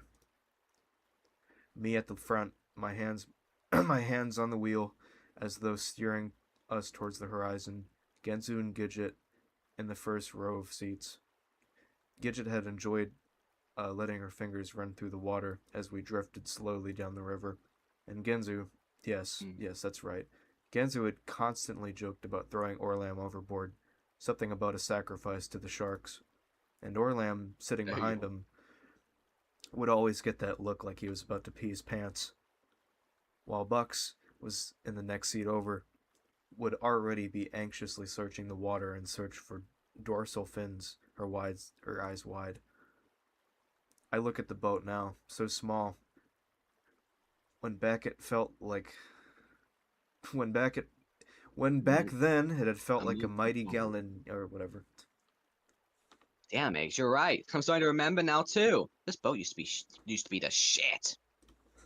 Genzu pushes past me and throws a leg into the boat. It bobs back and forth as in the water as he boards. I wait until he's situated on one of the seats before following suit, not wanting to completely capsize the thing. For a moment, I worried that it might sink beneath our combined weight. We're both quite larger than we were the last time we rode, but it ultimately holds true. Genzu raises an arm in the air. Yeah. Toto, let's get this tugboat talking. That's what I say when nah, never mind. I look around. You... I look around wondering if there's something we need to do. A button press, a lever to pull. But apparently all it requires is our presence. As no sooner I started my search than the water wheel in the back slowly chugs to life. Fuck. I can't yank back this cord connected. Fuck it, I'm not charging. Alright. With the shutter, the boat begins to glide across the water. I sit down shakily in the seat next to Genzu before I can lose my balance and fall overboard. The river is calm, smooth, and the boat cuts through the water like butter, slowly but steadily. Once it reaches the fork in the river, it turns left automatically, taking us further away from our cottage, the rabbit guards, and that hellish ocular creature. Genzu leans back, feet propped up on the edge of the boat, and its head resting in his arms. I'll admit, this is much better than walking. Why is that tree so much more brighter than all the other trees? I just noticed that. I'm sure it's not important. Yeah, I scratch at my bare arm. My still damp clothes cling to my skin, cold and heavy. We round to the bend, now drifting dreamily past the colorful scenery. Knolls of gold and green slope upward and away from the riverbank, and red and purple trees stretch across the orange sky. Decorating the ground are flowers of all shapes and sizes, cattails, tufts of white cottonweed, all of it seemingly untouched, with no signs of life to disturb it. I watch the wheel of the helm creak gently back and forth, keeping us centered in the middle of the waterway and continuing our journey upriver. The gentle current is liable to put me asleep before long. I can't decide if the absolute silence is eerie or calming. I shift in my seat, hands in my lap, and my thumbs batting at each other. Then I toss a glance at Genzu. He's got one eye open, studying me. What? I ask, incredulous. He shrugs. Just don't want to forget what you look like when all of this is over. Ooh, that's a bit of a... I bite at the inside of my lip. The twitch of guilt is rising up again. Genzu, As for me, though, I'll gladly forget. I'm ugly as fuck. I mean, well, I kind of wish I never found out. I roll my eyes. You're not ugly. Maybe compared to Orlam, I'm sure he really takes the cake. He was ghastly enough as a kid. He sits up, hands clasping and unclasping. Ooh. I don't know what to say here. I was kind of hoping there'd be like some weird fan service option I could choose. Wait, what's Genzo's fucking beef with Orlam, dude? Orlam, he's either really scared or, well, he was very scared as a kid, but he's really creepy. And I think that's his grudge. I don't blame him. He's very creepy. How about you just say nothing? I think we shouldn't really incur an argument or something. Yeah. I let my gaze fall to the water, just staring at it, lapping at the sides of the boat. Damn, though, all this? It's bringing back a fuck ton of memories. I think he swears a lot. Yeah, it's like a has-been character. I know what you mean. We're rounding another bend. Dandelions and sunflowers dot the opposite bank, tall and proud. Have you ever wondered, if we would have stayed friends, the five of us, if it weren't for this place? Genzu leans back again, his eyes toward the sky. His jaw moves as though he's chewing on his thoughts. I know that we forget a lot, or maybe, I don't know if that's the right word. More like, began questioning if it was even real or not, at least for me. But maybe that secret somehow kept us together. We didn't want to lose the only people we could share this memory with. Or we're just a bunch of losers who never made any other friends. I press my lips into a line. I'm being serious. And I'm not? Genzu shrugs. But I mean, why did I let my gaze wander to the passing scenery? Why did what? But I don't respond. A sign has stolen my attention. It's small and wooden perched up along the right-hand bank. The words, Collector's Territory ahead, have been painted on it with heavy red strokes. Not be a villain, is he? My gaze jumps to the water, which has started to take on a yellowish hue. Somebody pissed in that water. I stand up shaky. My tongue feels like a dry sock against the roof of my mouth. You, gonna tell me what's wrong there, Eggs? We're approaching the next curve, drifting slowly, peacefully, but something about the air makes the hair on my arms stand straight up, and my fingers tingle with electricity. With a jolt, I slam back into my seat and reach for Genzu's hands. Close your eyes! What? Genzu's brows shoot sky high. I'm trying to press Genzu's palms against his eyes. Just do it! There's no time to explain! I like the music. The music hasn't changed. What's even the context of this? Close your eyes and don't open them until the boat stops. Promise me. Jesus, Eggs, stop running with the gnarly eye monstrosity. Must have really gotten you shook. Promise me. Genzu waves his arms in disbelief, but closes his eyes all the same. They're closed. They're closed. Jesus. I watch him for a second, making absolutely sure that he has them closed for good. Then follow suit, folding forward and cupping my eyes with my palms. Then I wait, sitting there, elbows digging into my knees, toes curled inside my soggy sneakers, and sweat gathering in the crook of my neck. I can hear the water lapping against the sides of the boat. Can feel the rhythm of the water wheel against my backside, the gentle swell pushing us forward. Calm, quiet.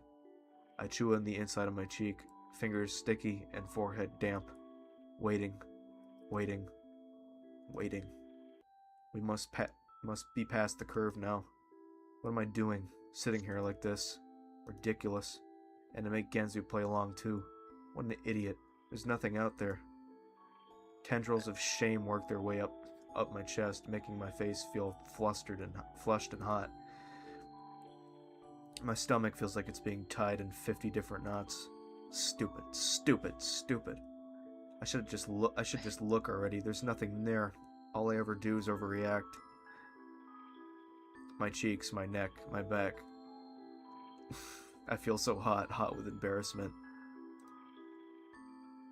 My breath comes out, shaky and feverish, leaving moisture on my neck, on my wrists. I'm a disgrace. Just look already, you idiot. I don't think we should look. I feel like... I feel like if it's so sudden, all of a sudden, I feel like the whole thing so far has just been, oh, take the obvious option. What if it's like, there's something telling him stuff like he's an idiot and he's a disgrace. He's like making his mind think that, and it's like an actual entity. Sure, just don't look, maybe. I press my hands into my eyes, hard enough to make them pound. And in that instant of pain, the heat leaves. My chest unclenches. Coolness washes over my body like a breath of fresh air. I feel like I probably should have looked so I could get all of the, like, options and shit. Yeah, it's like, what the hell? Wait, what was he even closing his eyes about? He didn't even stay. Oh. I'll do that just in case if I ever wanted to go back. I don't know if I can, though, but that's the unfortunate thing. Yeah, if you're saying just to pick the other option. I'm a fucking idiot. I shouldn't have done that. What the fuck was I just thinking? I wipe at my damp forehead, but keep my eyes clamped shut. What weird thoughts. I rock my heels back and forth, lick my lips. There's still only the sound of water past the boat, that gentle rocking motion. Hard to believe I'd just been berating myself for wanting to play it a little bit safe. Though I have to admit, I am a bit curious. Who is the collector? And what is this territory of his?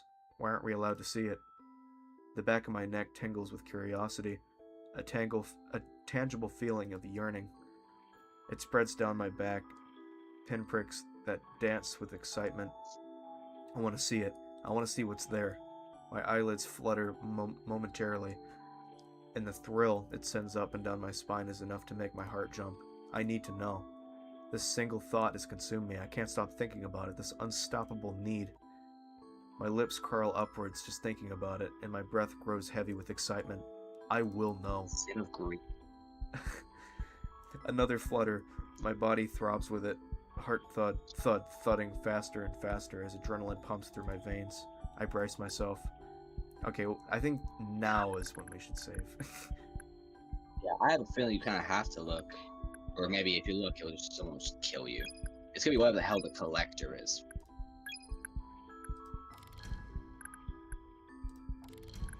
I'll look. I open my eyes. It's bright at first, so bright I can't see. I blink. Wait a moment. I look around as my vision clears. There's nothing there. I see the empty boat. The bear clenches. Ganser's still sitting there with his eyes clenched shut and his fingers gripping the fabric of his pants. I cock a brow, then turn around. I freeze. Awesome. There. It's standing there, watching me. An overwhelming feeling of dread sweeps up from my tailbone all the way to the base of my skull. I'm scared. I'm so unbelievably scared. The cold tendrils of sweat drip down my forehead, my neck, my chest. I shake my head. Shake it again. Make it go away. Make it go away. I jump to my feet so fast I almost fall. Back up, back up, back up, back up. Make it go away. A horrible crunching noise below me grabs my attention. Just as my gaze turns downwards, something grabs my ankle and sends me flying to the deck. Spang. I hit the board so fast my glasses go flying and my ears ring. Another crunch and another. Oh my. What the It's hell? my ultimate fantasy, man. Slimy black No. tentacles come tearing through the deck of the boat, wrapping around my arms, legs, neck. All I can do is stare up helplessly as that thing walks toward me. No, No, no. My insides curl in on themselves. Oh shit. The front of my Oh, you pants froze pissed wet. yourself. I could feel it dribbling down my leg. I try to scream, try to cry out, but my voice is nothing but a hoarse squeak against the noose-like grip of my neck.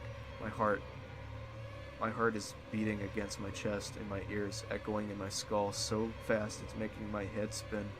I remember seeing this image when I looked this game up, finding art to put in the thumbnail, so it's good that I now have the Damn. context. Tears bubble up to fill my eyes, vision warbling. Then, with a violent shudder, the tentacles pull, and tear me straight through the boat floor into the icy black water below. And the fact that Genzo is just probably not even hearing or witnessing that. He's just making up jokes. Unfortunately, you're taken down to join the collector, but at least you won't be lonely. Yeah, sure, buddy. Bloody hell. Bloody hell, mate.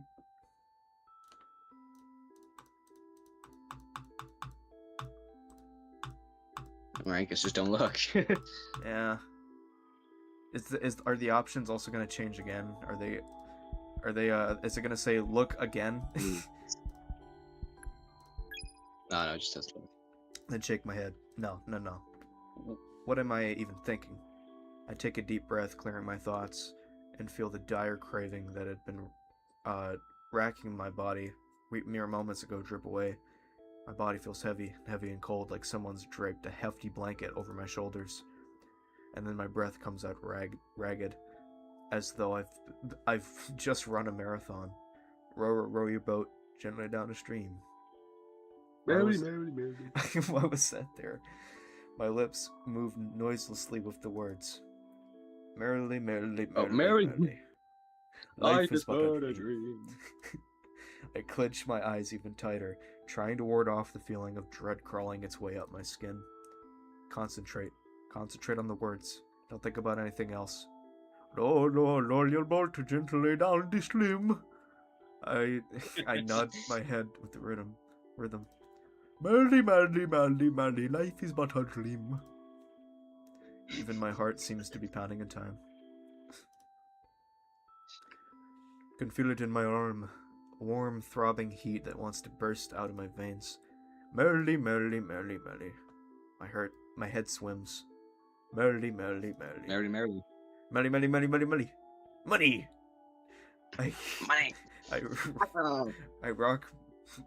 I rock back and forth on my heels, humming beneath my breath. Life is but a dream. Iggy, we're here. We made it. You can open your eyes now. I sit up, unsure. Genzu's voice comes from the right, towards the front of the ship. He sounds confident, assured. Come on, Iggy. But I don't if that's move. even me. And I don't open my eyes. Something's not right. I shake my head, take a deep breath, start humming anew. I cross my arms. Is this gonna be another choice? Is it gonna? It's like this collector is like a skinwalker. It's just like a. It's like a. What the hell is the name of those mermaids? I don't know what they're called. It's like the succubus mermaids. You mean sirens, right? Yeah, maybe it's like maybe the collector is like a siren, in a way. You never know. I cross my arms in front of my chest, hands to my shoulders this time. Lean forward, back and forth. Iggy. Genzu's voice is sharp this time. Scared. Oh no, what's that noise? Iggy. Help! I hum louder. Oh my. Is the collector desperately trying to get our eyes to open? Fuck. I clench my eyes even tighter. It's not tight enough to stop the tears from escaping out the corners. I bite down on my tongue. The sheer terror and the shriek gouges at my heart, hollowing it out with each renewed onslaught. It sounds like he's being torn apart. The tears grow heavy, dribble down my cheeks to pool beneath my chin.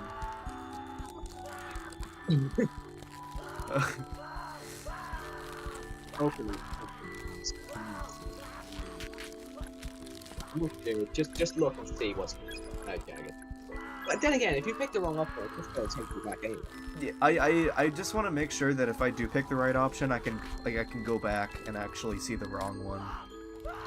How is it so awkward? Jeez. Open my eyes. It's bright at first, so bright I can't see. I blink. Wait a moment. This is it the same thing? God damn it. My gaze goes first towards the front of the ship, where I'd heard Genzu's voice, but there's nothing there. No blood, no sign of the scruffle. And when I turned to the bench next to me, Genzu was still sitting there as I'd left him. He's got his eyes closed, jaw clenched, and is still very much intact. I frown. But then why? I turn around. Yeah, it's the same thing. Can you just like pause it and... No, I can skip it. Yeah. Damn, all Again. that's for the exact same result? Again, I would at this is my least fantasy. expect, This is my fantasy. Again, I must say it again. Again.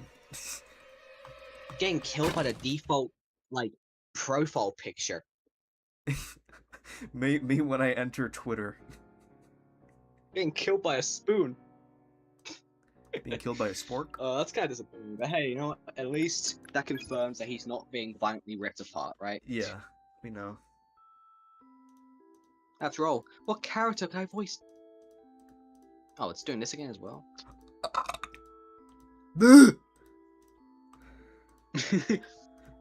Iggy, open your eyes!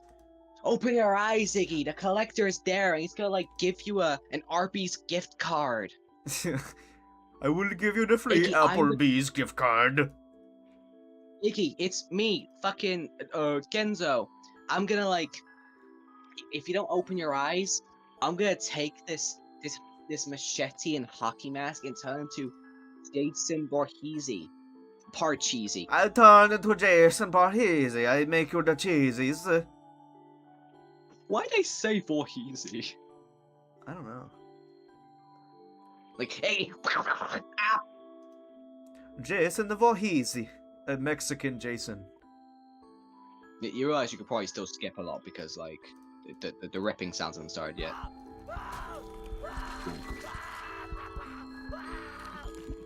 Sounds like Papyrus if he was human being ripped apart.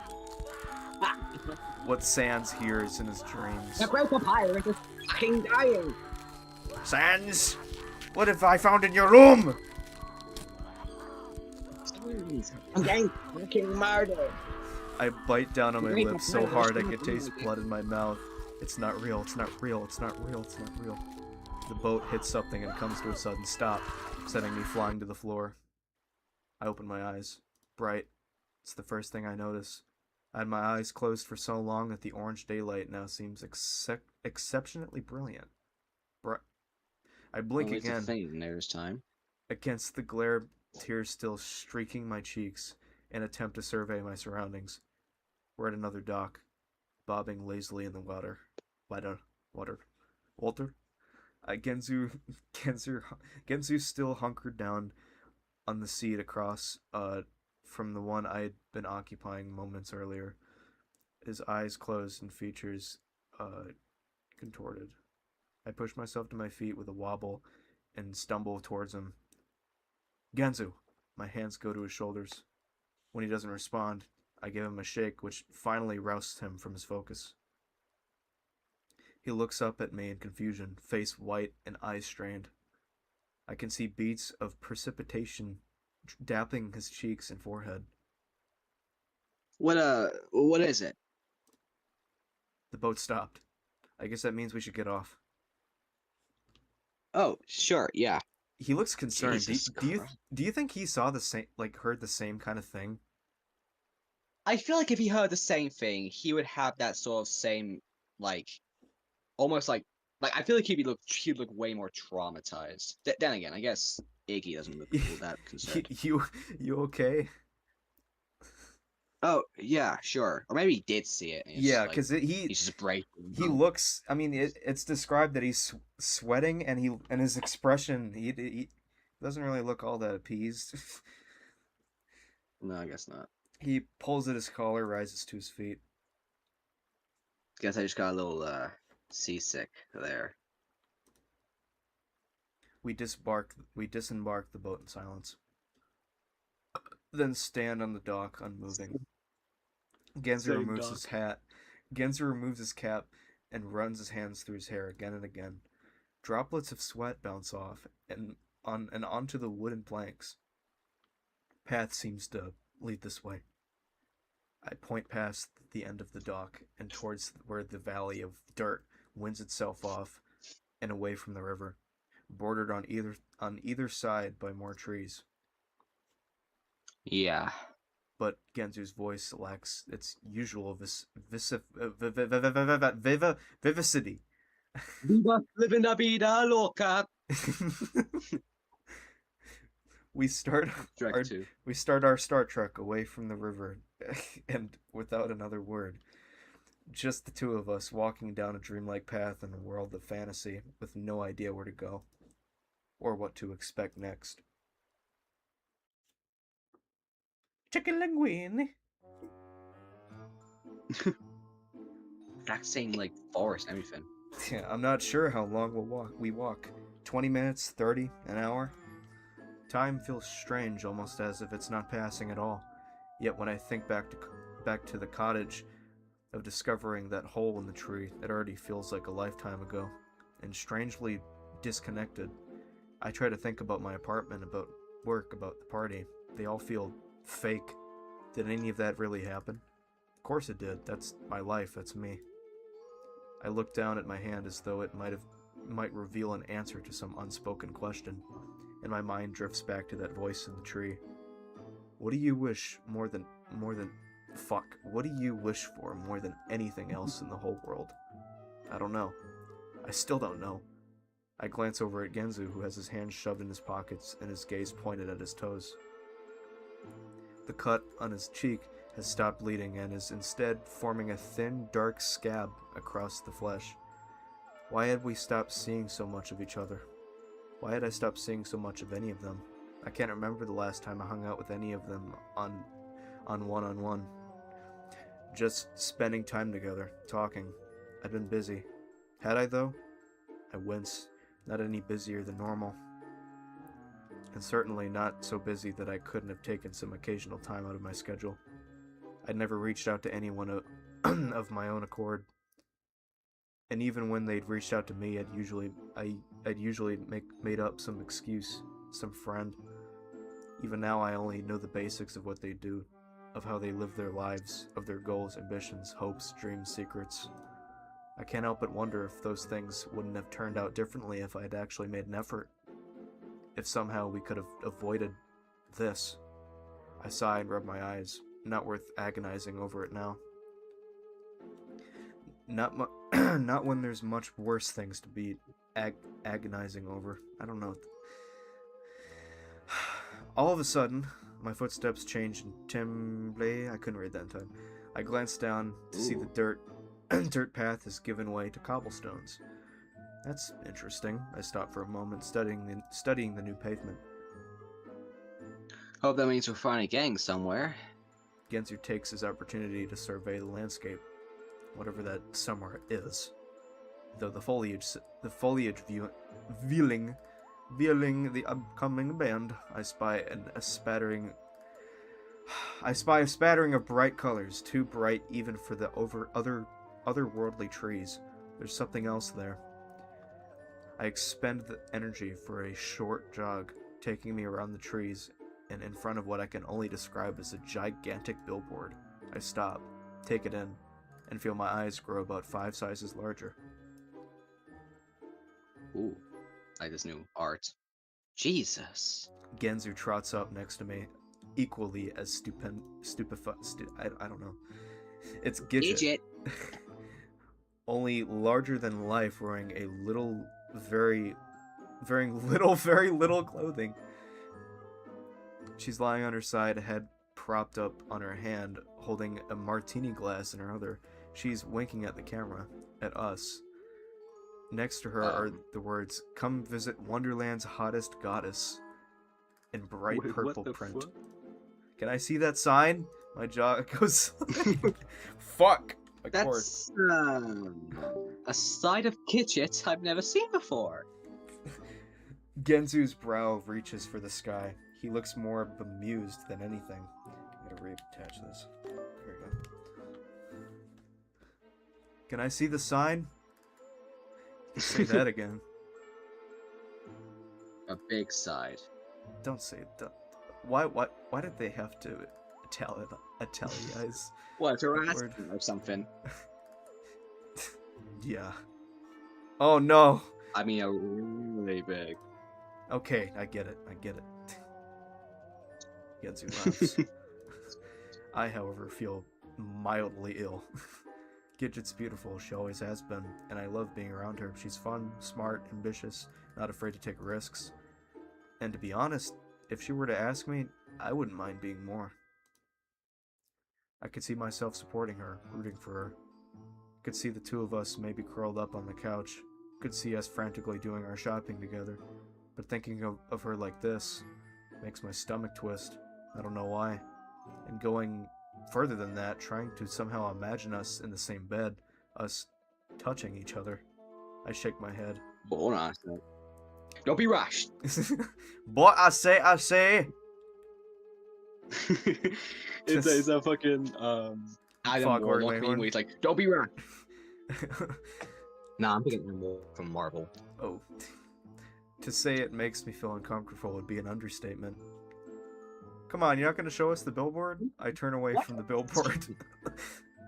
looking instead further up the path. It's bordered by smaller placards that stick up and out of the ground like signposts. All of them sport Gidget. Some in gorgeous dresses, some in bright summer ensembles, some ridiculous get-ups that look like they've come straight out of a fantasy or horror movie. Like, damn, girls clearly been busy. Genzu whistles I beneath can't his whistle. breath. I guess this means Gidget's here too. You know, say. I like that expression. And so we make our way down the Gidget line path. Her smile follows us, sometimes sweet, sometimes sometimes sultry. I don't know. Sultry. Sultry. And sometimes downright sinful. I can't help but feel every single one of them is aimed straight at me. Why is it like how the hell has this changed from like hallucinating your friend being ripped apart by some creature Rabbit killing. to like what, yeah, and that to this. What's it was a town? 20 placards later, see us at the entrance to a small village. I survey the quaint white and dark wood cottages, the puffing chimneys. I almost read that as quinies. The curving cobblestone roads and vine-dappled walls. I remember this, though not as clearly as the Kitty Cruise, more like an out-of-focus snapshot. And ice cream. Somehow I definitely remember eating ice cream here before. I'm starting getting super hungry. Genzu scratches at his belly. Pushing the thoughts of sweets out of my head, I start down the main road. For once, we're not the only ones here. People are milling about, walking from building to building. A boy even rides by on his bike. Such a satchel of mail hanging off his shoulder. None of them so much as glance up as we look around. I round the next corner and stop. A crowd of people is gathered outside one of the more I'm having deja vu. More ornate-looking homes. I'm not gonna. There's a good 15 or 20 of them, and though they whisper amongst themselves occasionally, their attention seems fixed on the door. Oh. Fuck, sorry. Who's a celebrity? Genzu sidles up next to me. Don't know. I step out of the way at the ring of the bicycle bell, and the boy from earlier goes gliding past. My stomach gurgles, somehow I'm pretty sure I know who it is. Gidget. It's Gidget. Good morning. Oh, Oh fuck. wait. We don't have a female in our group. You know, I Or trans. Glitch originally did the voice for Gidget, and he did a Patrick impression, and I can do a Patrick impression, so Patrick. Are we dead ass? we did did a really random voices last time. Like That's like. we I did the narrator, and then he did the main character Iggy, and then so for Gidget he did a Patrick voice, and for Genzu he did Squidward, and then I did Baldy That's for Orlam. ridiculous. Wow. And then for Bucks I did Meatwad. An Ewok? What do you say? I did a Meatwad impression for Bucks. A Meatwad, okay. I guess I can just try. I can try something like this! No way, I already did that for a flower. Anyway, we're not gonna see that flower again, are we? So, I have no yeah, I'll idea. do that voice. Okay. Good morning, darlings! I turn at the voice to see the door open. Gidget has her hand raised above her head to greet the crowd. The previously quiet gathering erupts in cheers and applause. The sinking feeling in my gut forms itself into a 2-ton boulder. Thank you so much for seeing me off today. Another shoot. Can you believe it? Scouts can't keep their eyes off me. And my breast. The scouts from TF2 cannot keep their eyes off me. She practically dances down the steps, the crowd parting to allow her room. Immediately, there's hands reaching out, thrusting papers and books for her to sign, trying to catch a passing touch of her arm or shoulder. We love you, Gidget!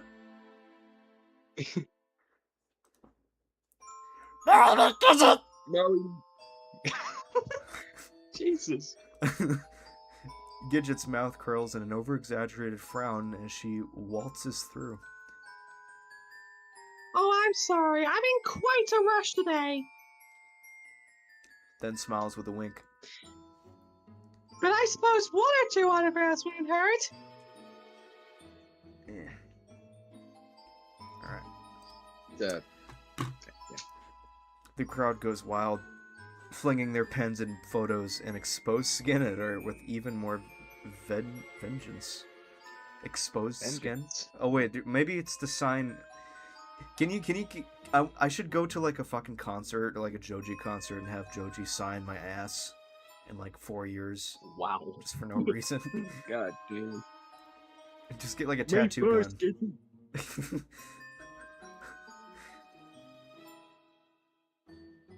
It's amazing. I'm your number one fan, Gidget! Before you were doing your voice, my bad. Every time there's a fan voice that is unnamed in the crowd, I'll do two and then you do two, so then it's not as complicated. When she turns toward the person standing nearest to her, a teenage girl with a bouncy ponytail, decked out in pins, stickers, and accessories, all featuring Gidget's name or face. Okay. The girl wrings her hand in excitement as Gidget signs her name in her autograph book. You know what I'm thinking? I just thought of this while I'm reading this. This is kind of like a weird Bizarro Deltarune. Is there gonna be like characters like specific to this Wonderland? Wait, it's Widget like the fucking tenor Flowey of this. I don't know. I would say he's like the Oh, hey Gidget. Only this time the call comes from right next to me, and I turn to see Genzu with his hands cupped around his mouth. Gidget turns, stops, then beams. Guys! She barely has time to return the girl's autograph book before she's dashing towards us. You're here! I can't believe it! Could say the same thing about you. Genzu laughs. We had no idea who we would find down here. Up close, Gidget looks different, except I can't put my finger on how exactly. Only that she seems more perfect. Like I can't spot a single imperfection on her. Her skin is gleaming. Her her blue eyes actually seem to be sparkling, and even her hair is flawless, not a single lock out of place. Oh, you look great. Yeah, sure. You look, great. I finally manage. Gidget beams, Say it. then then grows instantly shy. I mean, Captain, appearances. Who knew there was lovely down here? They sure seem to. We saw your handiwork on the walk-up. Genzu loops his fingers behind his neck. This only seems to embarrass her further. Oh, Oh, right, kind of like all of those.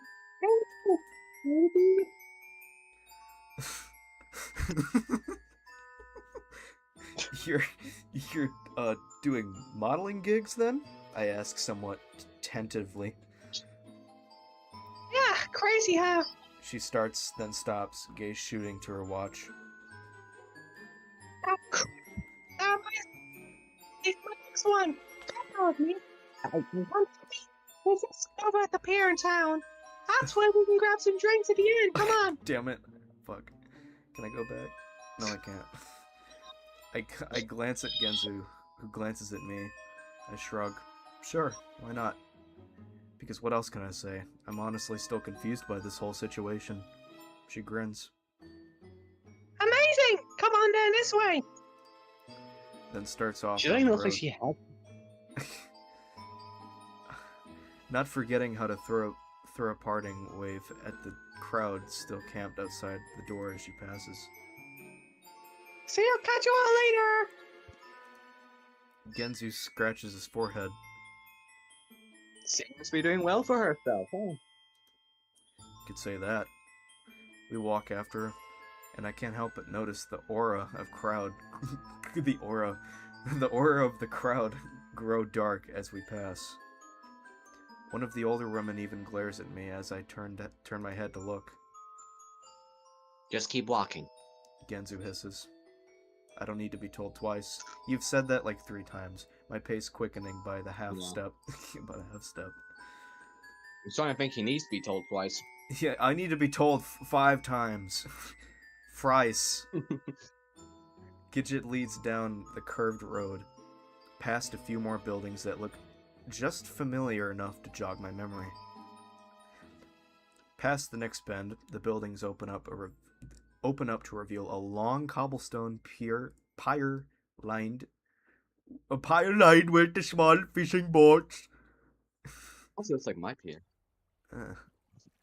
A team of photographers are already setting up their gear near the water.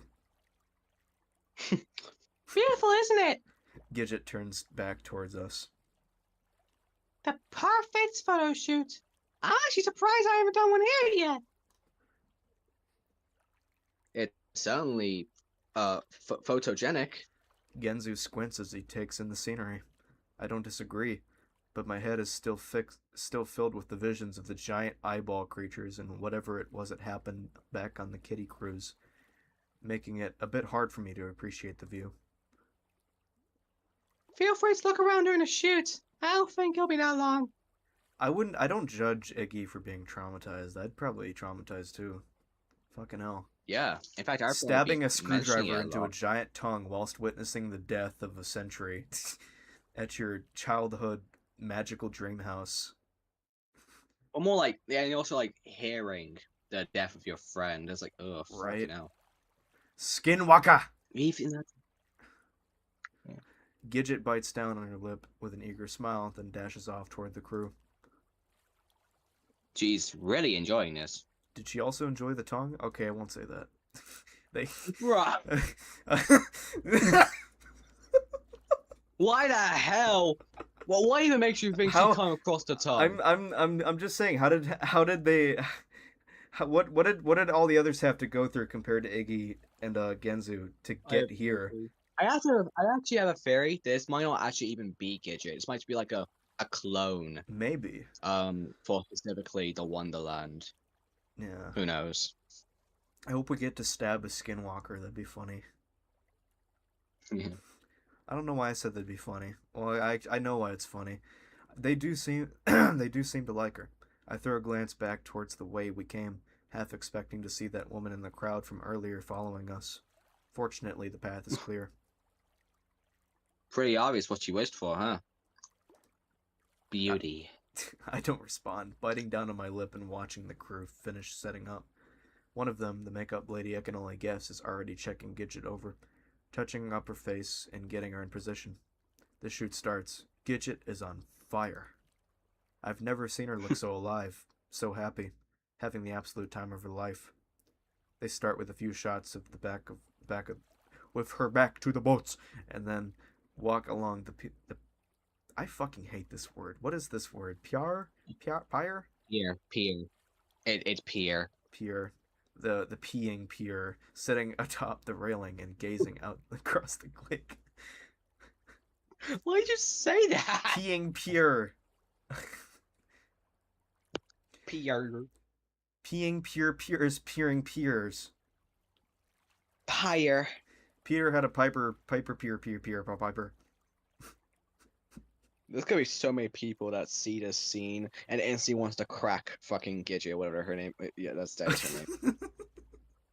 Like she's already gonna seem like the token hot girl, and I don't blame him either. She's pretty cute. I'm just noticing this. It's saying hot days ahead above 76. That's not hot. If it's 90, then it's hot. Fuck you, weather app. But despite her constant smile, I can't stop the feeling of unease clawing at my belly. Why is she here? Why is she doing this? We're not supposed to be here. She's not supposed to be here. We're not supposed to be here. How can she act like this is normal? Why are you doing this, Gidget? Except that this time the voice in my head is from one of my memories, bubbling up, floating to the surface, swirling around at the base of my brain. Look at the one-colorized computers. What is this? Does that symbolize something? This just looks like any computer lab I saw back in like fucking elementary school. The headphones and everything. Yeah. Why are you doing this, Gidget? Oh, You said he looks like a boy. Yeah. Gidget looks at me in confusion. Her brows furrow as her teeth gnaw at the inside of her cheek. What do you mean? What do you mean? I thought you'd be happy for me. It'd been fall of senior year, the annual school hackathon. the one of all of the college reps attend to scout out new talent. It was supposed to be me that won it. Oh god. Is this like a jealousy kind of thing? I don't know. Me that got all the scholarship offers. Me that had been working towards every single year of high school. You ruined everything. Do you? What are you talking about? Gidget's eyes quiver. I thought that was a Queer. you. Queer. You're a queer, Gidget. Probably is. I shouldn't say that. She looks like she's about to cry. Maybe. You're not even good at coding. You only started because I did. That's not true. I liked cooking too. But you just had to go and take away everything that's important to me. The rest of your project too. Coding is for boys. Oh god. Oh, you're sexist. We're having Or misogynist. my whatever the favorite phrase my is. I've loved misogynistic Our Wonderland moments. Our Wonderland funny moments. This stops her. Her lips are trembling. Everybody already thinks you're a boy. It's embarrassing. Hey, at least they acknowledged it. Yeah, I guess. You should do something for girls. You'd be prettier then. Damn. Oh my god. Now the tears are falling in big, salty rivers that stream down her cheeks. She runs away without another word. Oh man, fuck you, Iggy. What the Horrible. hell? I mean, you were pretty young then. I'd been You're so probably horrible. taught by horrid Henry.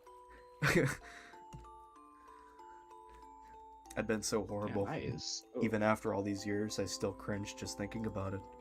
I hadn't meant a single You word of should. it. It'd been the anger talking. But I'd never have I'd never apologized, never taken it back, and Gidget had changed after that. Grown her hair out, got interested in fashion and dresses, always asking me how she looked. Stopped coding altogether. I glanced don't back blame up. her. Yeah, I glanced back at the present day Gidget, currently resting her chin in her palm and shooting a smoky glare at the camera as her hair dances in the lake breeze. I'm sorry, Gidget. No sooner as be. soon as no sooner has the thought entered my head than than then fuck, I'm having a seizure. Then Gidget. Anyway, she beams. Yeah. Begins waving me over. I pause, unsure, point to myself as though I could have been anyone, as though there could be anyone else she's pointing to. Then she nods. I shuffle over awkwardly. She jumps down off the railing at my approach. Join me for the shot! What? Oh well. What? My voice cracks. Yeah, come on! Just for fun! Her arm sneaks its way around mine, and I feel her tugging me towards the camera. Besides, who would want to shoot this handsome Whoa. You would want to shoot... Who would want to shoot about this handsome stud, huh? Who wouldn't want to shoot this handsome chud, huh? I just said that. Oh, wait, it's a chud. I throw a book of helplessness back at Genzu, who just laughs. Make him swoon, you animal. Seems like I don't have much choice. They position us on either side of the little blue Snoop Dogg, and the little blue Snoop Dogg. That's its sail flapping gently in the breeze. I don't even have a chance to ask what I'm supposed to do before the cameras are snapping like crazy. How many pictures are they taking? 100 a minute? The first 500 or so are just gonna be me looking like a deer in headlights. Fortunately, Gidget knows what to do. Dude, that head tilt. Oh my god. She grabs my arm, pulls me close, taps my opposite shoulder to get me spinning around, and when I realize it's her, I smile, laugh, feel some of the tension leave my shoulders. She gives me a playful shove. It gets me moving.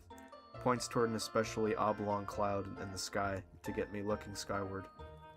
And all the while, the cameras shoot, shoot, shoot. This is how it works then, is it?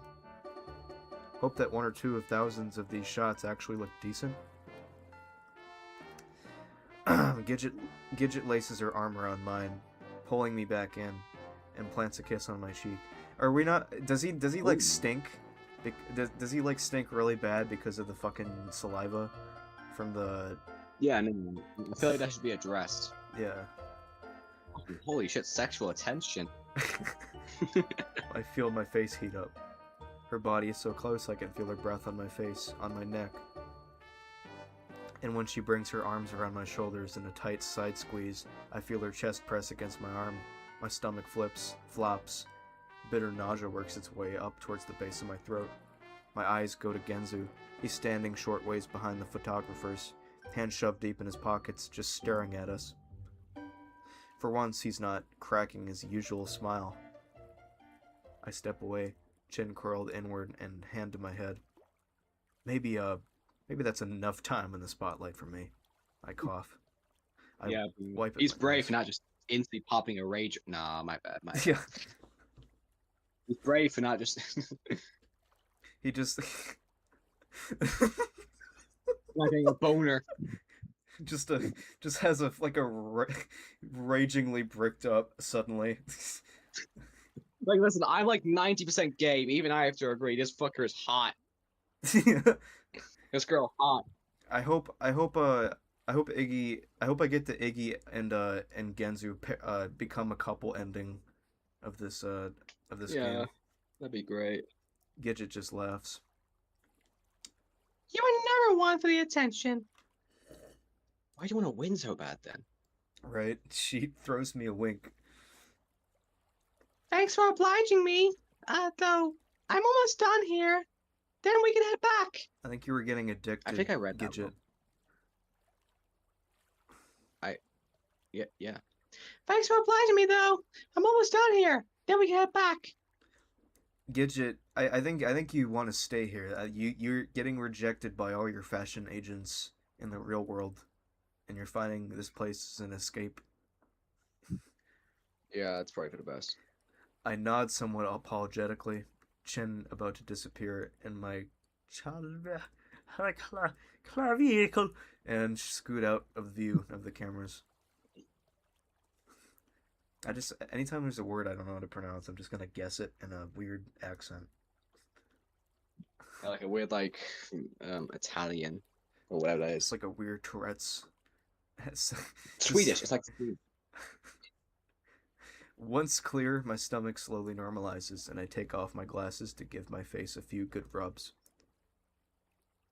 So I take you won't be coming back to shoot the swimsuit edition, eh? My boy. An all too familiar elbow nudge to the ribs pulls me back into the moment. Very funny. I take the opportunity to clean my glasses. Two quick breaths across the lenses. Then a sudden rub with the hem of my shirt. I place them back on my nose. Blink. By the time I look over, Genzu's gone back to watching Gidget, who's now walking along the cobbles, looking back over her shoulder at the cameras. I check out the opposite direction, back towards the winding roads of their surrounding cottages. Blah, blah.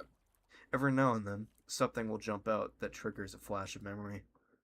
The flowers on the sill of the bakery, the outdoor seating area of the cafe with its red and white striped tablecloths.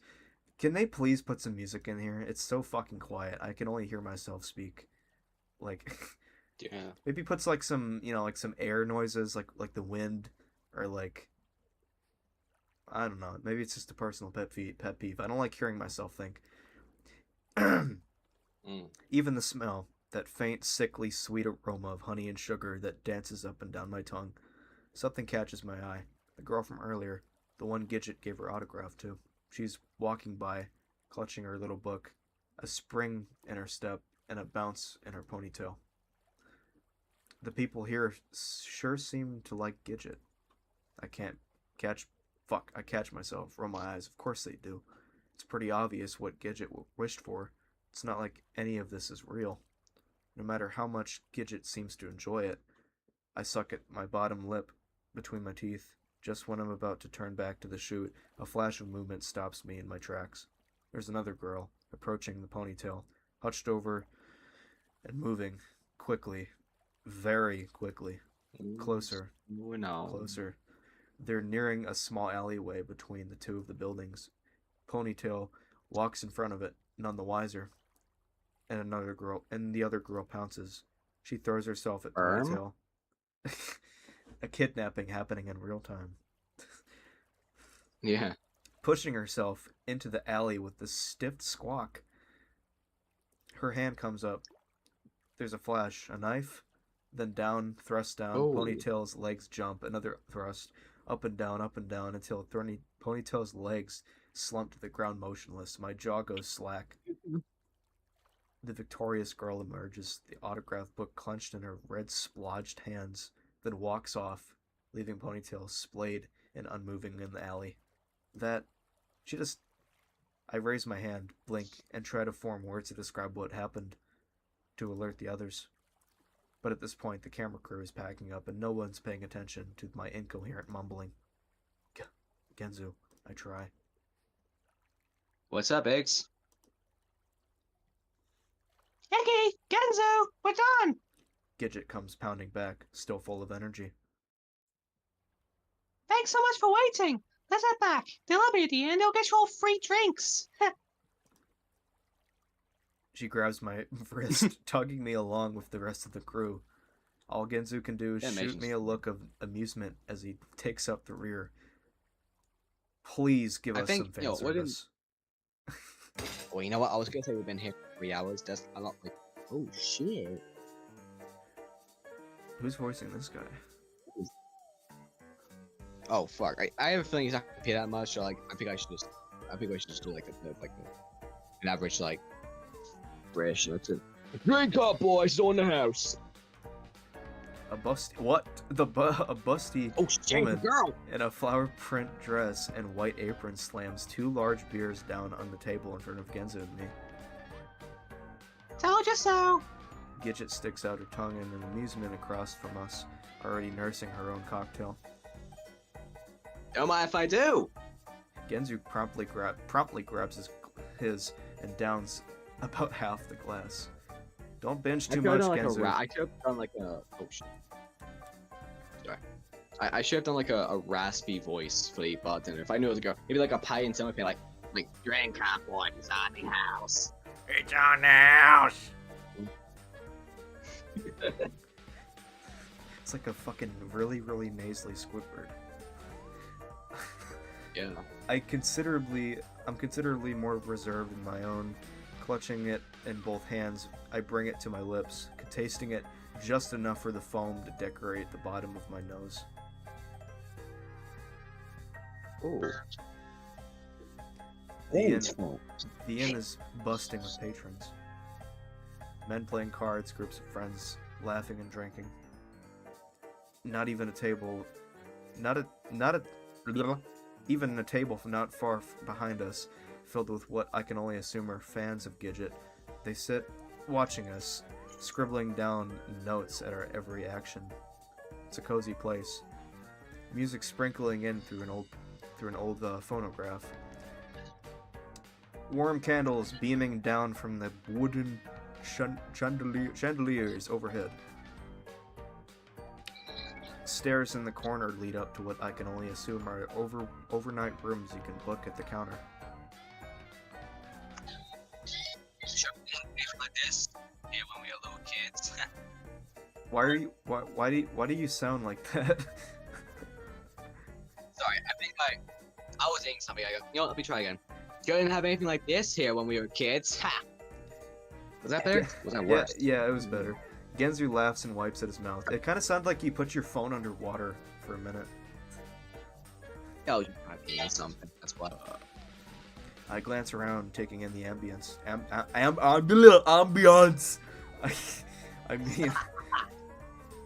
I mean, we did always know this place changed. It always kind of knew what you needed, beyond the wishes. I mean, Genzu crosses his finger over his heart and lowers his head.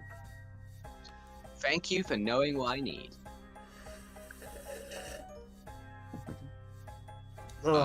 He promptly takes another swig. I was taking a swig of my drink. Anywho. I turn my attention back to Gidget. She's just watching the two of us with a smile. I don't know why I switched to a southern accent. So how long have you been here then? Kind of seems like you've made yourself at home. Gidget curls a lock of her hair around her finger. To be honest, I don't even know. Things kind of meld together here a bit. It was really a blast. I haven't really felt the need to come back, you know? I force an awkward smile. Yeah, sure. You definitely haven't made. Your exception. Yeah, it was a friendly game of impale the humans from our old friends surrounding. Oh, and a welcome back meeting when it was a large eyeball. Gidget's eyes go wide. What are you talking about? I should have done it with the most enormous voice out. Like, what are you guys doing? You mean you weren't almost killed about 20 times on your way here? I take another hesitant sip from my beer. No, I was welcomed like a queen. Best day of my life in recent history. But well, besides every day since. Gotta admit, life is good down here.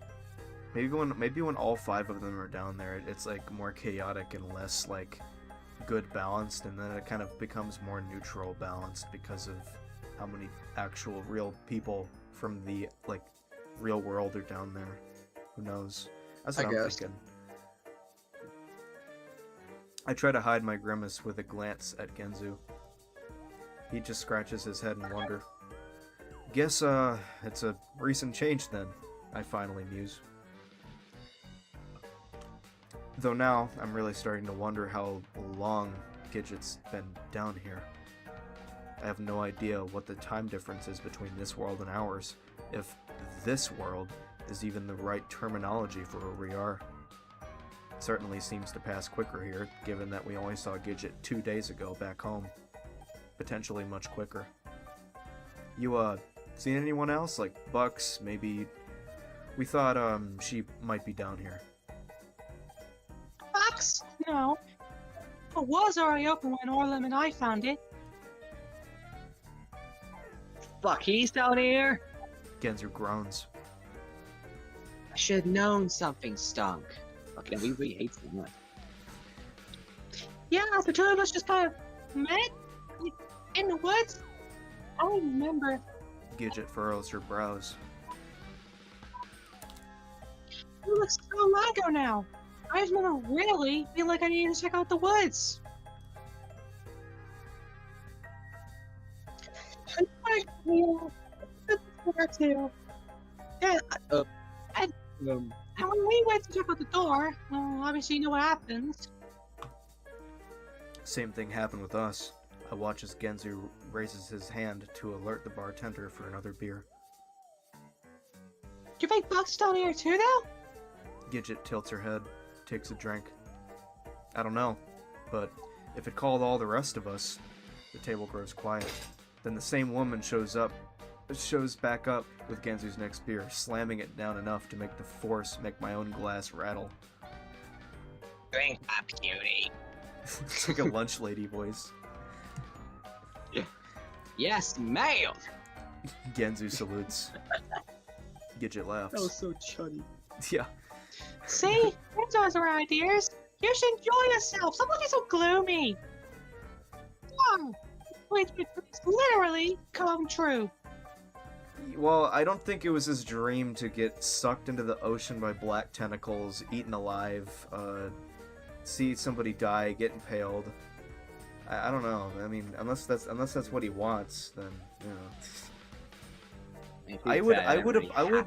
I don't judge Iggy for being traumatized. I would be too if I fucking saw whatever the fuck he's already seen, like that big ass tongue. Yeah. I mean, I think, like I said before, I think I just kill myself. yeah, right. I just grab one of the spears from the rabbits, like, hey, I'll just do it myself, okay? Genzu's leaning down with his mouth to the rim of his glass, slurping up the excess foam. Yeah, just don't get too used to it, else reality's gonna fuck you up in the ass even harder. Damn, is that really a way to explain it? Gidget's smile sinks, and her eyes turn sharp. She shoots a glare in Genzu's direction. I'm saying It's right. I think Genzu's right. I feel like he would probably go more insane in this dream world, given that they just kind of hand you everything that you want, at least at first. Because I mean, yeah. Or you know what? Actually, I just thought as what if all of the dangerous shit that has happened was potentially due to the fact that like Iggy has not thought of anything that he's ever wanted. What if that all happened because he didn't think of anything? I have a theory. What about that, like, eye thing spawned because Genzo wished for his sight? Yeah. It's like, I'm gonna kill you with your own eyes. Honestly, yeah, that could also be a plausible theory. I'm thinking I mean, I'm thinking I'll do Genzu's right, cause yeah. Genzu's right. We have to go back at some point, and the longer we stay here, the harder that'll be. Gidget turns to me with a pout. Oh god, not you too, Iggy. I thought for sure at least you would understand. I mean, My voice don't hurt. you cannot have everything. That's I think that's the point. You can't have your cake and eat it too. Everything is just gonna collapse on you at some point. You'll like abstract like a Amazing Digital Circus character. You're getting it so good that it's like I once saw a video called "What Sin Do You Rush?" It's like a Squidward how original thing, and like it's basically saying for free. It's like I want what's theirs and yours and his, and Squidward's reply is you will have nothing but everything. You'll starve surrounded by gold. I think that's basically what this is gonna be like. I remember those kinds of videos. I saw one about the 7 deadly sins, or like which sin would you pick? That's the one I saw. Gidget But turns yeah, to me I with feel a like- pout. Oh yeah, I already read that shit. Yes. Genzu throws an arm around my shoulder. My man knows what's up. I mean, I get it, Gidget. This is nice. Too nice, really. It's great to have that break from the doom and gloom back up there. And toss a glance skyward. I feel it. I gotta say though. I was gonna say this. Like, yeah, tough shit. Like shit may not be going your way in like the real world, but that's kind of just how it is. You know, put a little pep in your step. You know, walk it off. I don't know. Here's the thing. Like, my life isn't perfect. I think I would rather my life have these sort of imperfections and changes, and living a life where everything is like the same and too happy to the point where everything starts to feel repetitive and even boring. Like, yeah, that's the thing. Because you can't have everything without there being some form of consequence awaiting you. Eventually, something bad's gonna happen, and you're not gonna notice it because you're gonna be surrounded by all the good shit. Yeah. Alright. But, like, you don't actually want to stay down here, do you? Forever, I mean? Just living a fantasy? Who says gonna stay out here forever, huh? When do you plan on going back? I ask somewhat tentatively. Whenever I want. Gidget responds almost instantly. Hey, what's the matter you? Jeez, he's kind of a dick for this. I raise my hands defensively. It doesn't. I try to laugh it off. Just, wondering about your plans is all. Gidget's smile returns, as sickly sweet as the scent of honey tickling my nose. I'll go back a bit. I'm 14 years old. Like I say, this place grants my biggest wish. My voice is like going crazy. She leans forward, one hand moving across the table to touch my wrist. And it seems like it's about to grant another. I don't think you can What's grant that? more than one. I feel like that's... I don't really know. Well, okay, maybe not literally, but maybe... Okay, I should just stop fucking talking. I stare at her hand. Genzu stares too, even in the middle of gulping down his beer. I pull away, shoving my hands into my lap. My face feels hot. My hands stay fixated on the bottom of my glass. I'm gonna have a smoke. Genzu breaks the silence Excuse me. before pushing up and away from the table. Alcohol, you know? Eggy's like, "Don't leave me here! Michael!" He throws, Gojo! "Help me!" He throws a glance at me, then at Gidget, then adjusts his cap and walks off for the exit. My belly is flip-flopping something awful now. I feel like if Dinah was here, he would love to hear that line. My belly is flip-flopping something awful now. Just looking at the beer left in my glass makes me nauseous. I force myself to look up. Gidget's still smiling. Hey, I'm honestly just bushed. Genzu and I, it feels like we've been through hell and back trying to get here. Or hell and back just getting here. Could really use some, sleep. My knee is hopping like a grasshopper into the table. Oh, of course. There's rooms upstairs. I'm sure Mrs. Greyhound be fine with using him. The name of the lunch lady? Bartender? Maybe. Thanks. Yeah, I try to grin as I push myself to my feet. It's just, you know how it goes. It certainly sounds like you had a rough time. Yeah. I pause, reach for my beer, pull my hand back, bring my hand up to say something, lower it. Anyways, well, let's talk more, tomorrow. Sure thing. I think, should we, like, end this off the little scene? Yeah, I half stumble away from the table. I feel Gidget's eyes on my back the entire way up to the counter. My head feels blurry. Thankfully, a quick chat with the aforementioned Miss Graham is all it takes to secure myself a room at the top of the steps. She grabs the key and leads me upstairs away from the noisy bar, opening up the door to reveal a cozy room outfitted with a bed, wardrobe, and a desk. You have a nice night now. Oh no, I'm not supposed to read. I have to. Yeah. You have a nice night now.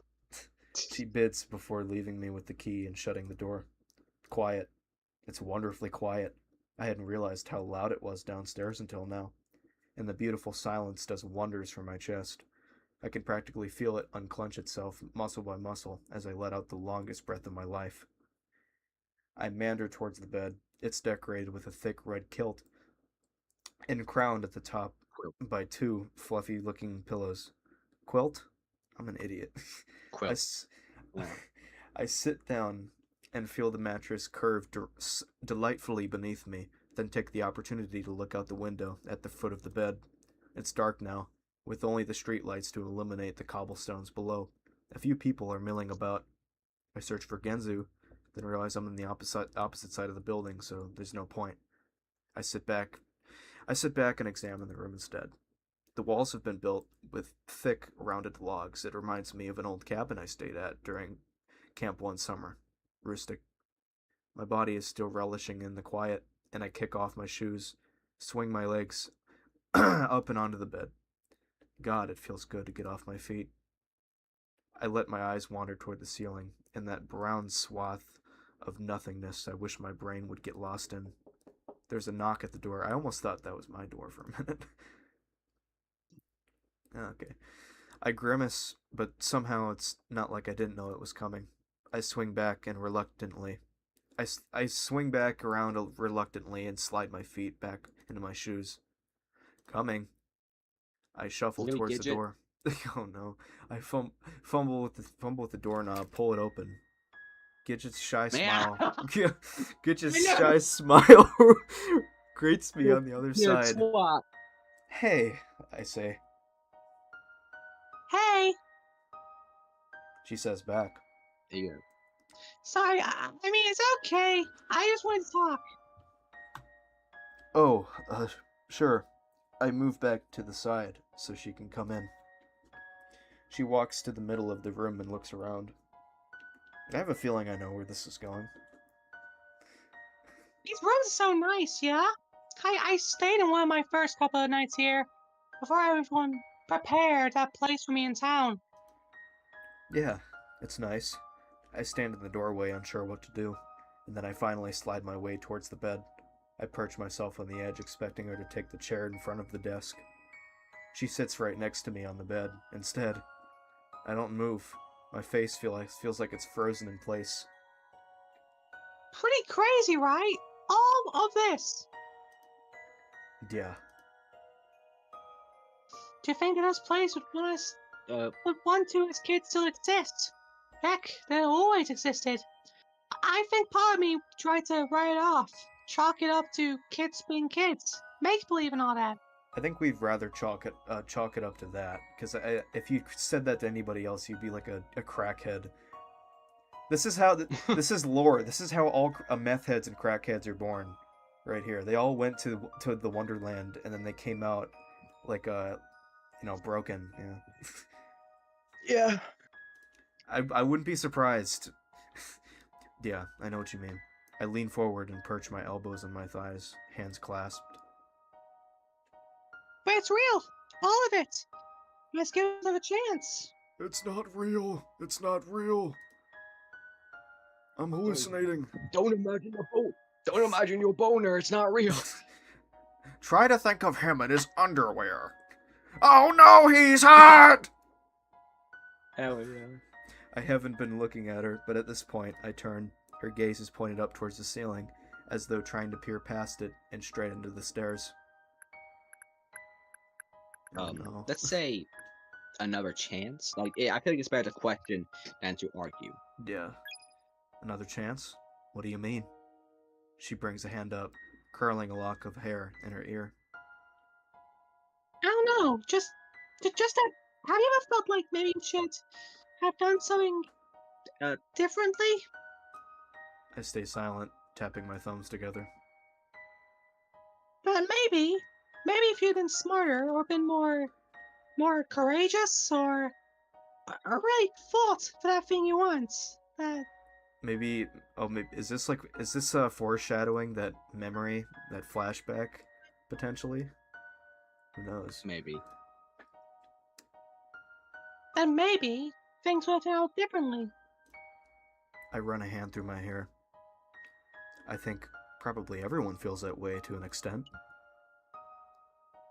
Yeah, I guess. There weren't many do-overs in life. But I don't know, maybe that's why this feels so significant to me. The world's way of giving me a chance to change things. She looks over at at me with this, her eyes. She looks over. Okay, I'm having a stroke reading this. She looks over at me with this. Her eyes. With this, her eyes look slightly strained. There's a sort of longing to her gaze. I can't decide if it makes me curious or uncomfortable. You're gonna stay down here, then? I finally ask. Her lips curl in an embarrassed smile. No, I mean, just a little while is all. You know, it'd be funny if just like they go back to the real world and she just looks like they all look wrinkled and old. Like it's been a couple light years. It's like traveling light years to Mars and Earth back, and suddenly your relatives are all dead, and your youngest brother is like 99 years old. That'd be traumatizing. Oh yeah, it'd be funny if I ever made this story, I'd do that just to be funny. Yeah. Besides, it's gonna be good practice. Modeling, I mean. I had so many shoots down here. My confidence feels through the roof.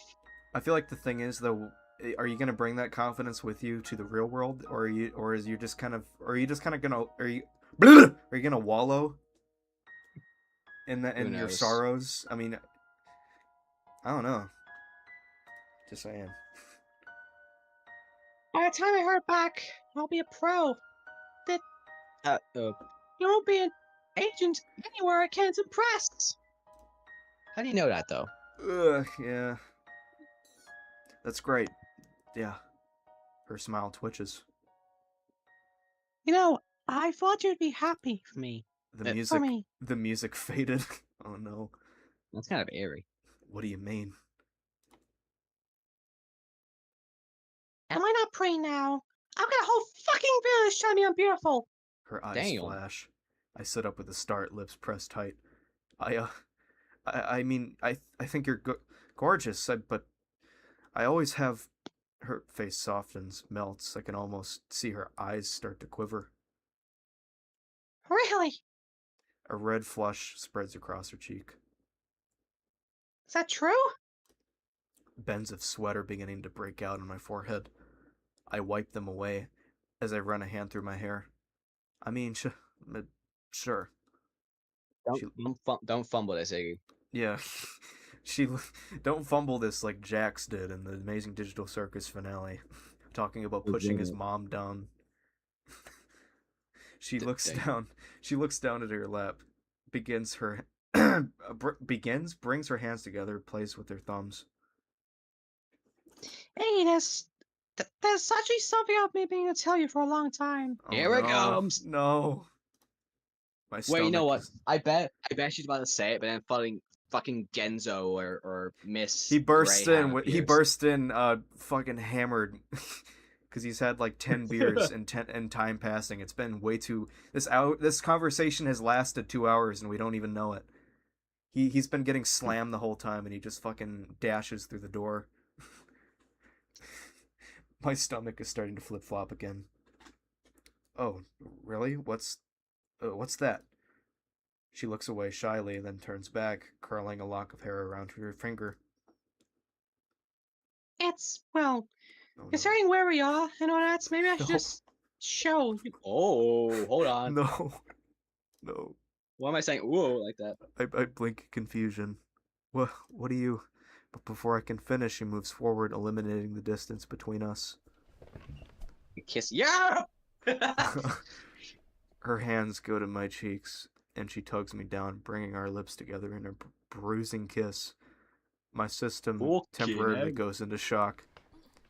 When I don't do anything, she presses harder, moving her lips against mine, parting just long enough to let out a gasp of hot air between my mouth before diving back in, tongue roving and searching and slithering across my gums. Damn. The sweat from my forehead has returned, now replicating itself across my neck and back. Her hands, her fingers, slide against my cheeks, work down to my throat, and then Oh. and then she follows with her mouth, sucking and licking down the length of my neck as she moans into my skin. Whoa, she's a Gidget. freak. Gidget. I don't think we... My lips are trembling. My whole body is trembling. I suddenly feel incredibly cold. Tendrils of icy electricity are making my nerves and muscles jump. I don't like this. I'm gay! I have the gay devil inside of me! I'm a fucking homo. I don't like this. I don't like this! I did not consent to this! Please, don't. Oh my god. I do love me some sexual assault. My favorite sexual assault moments.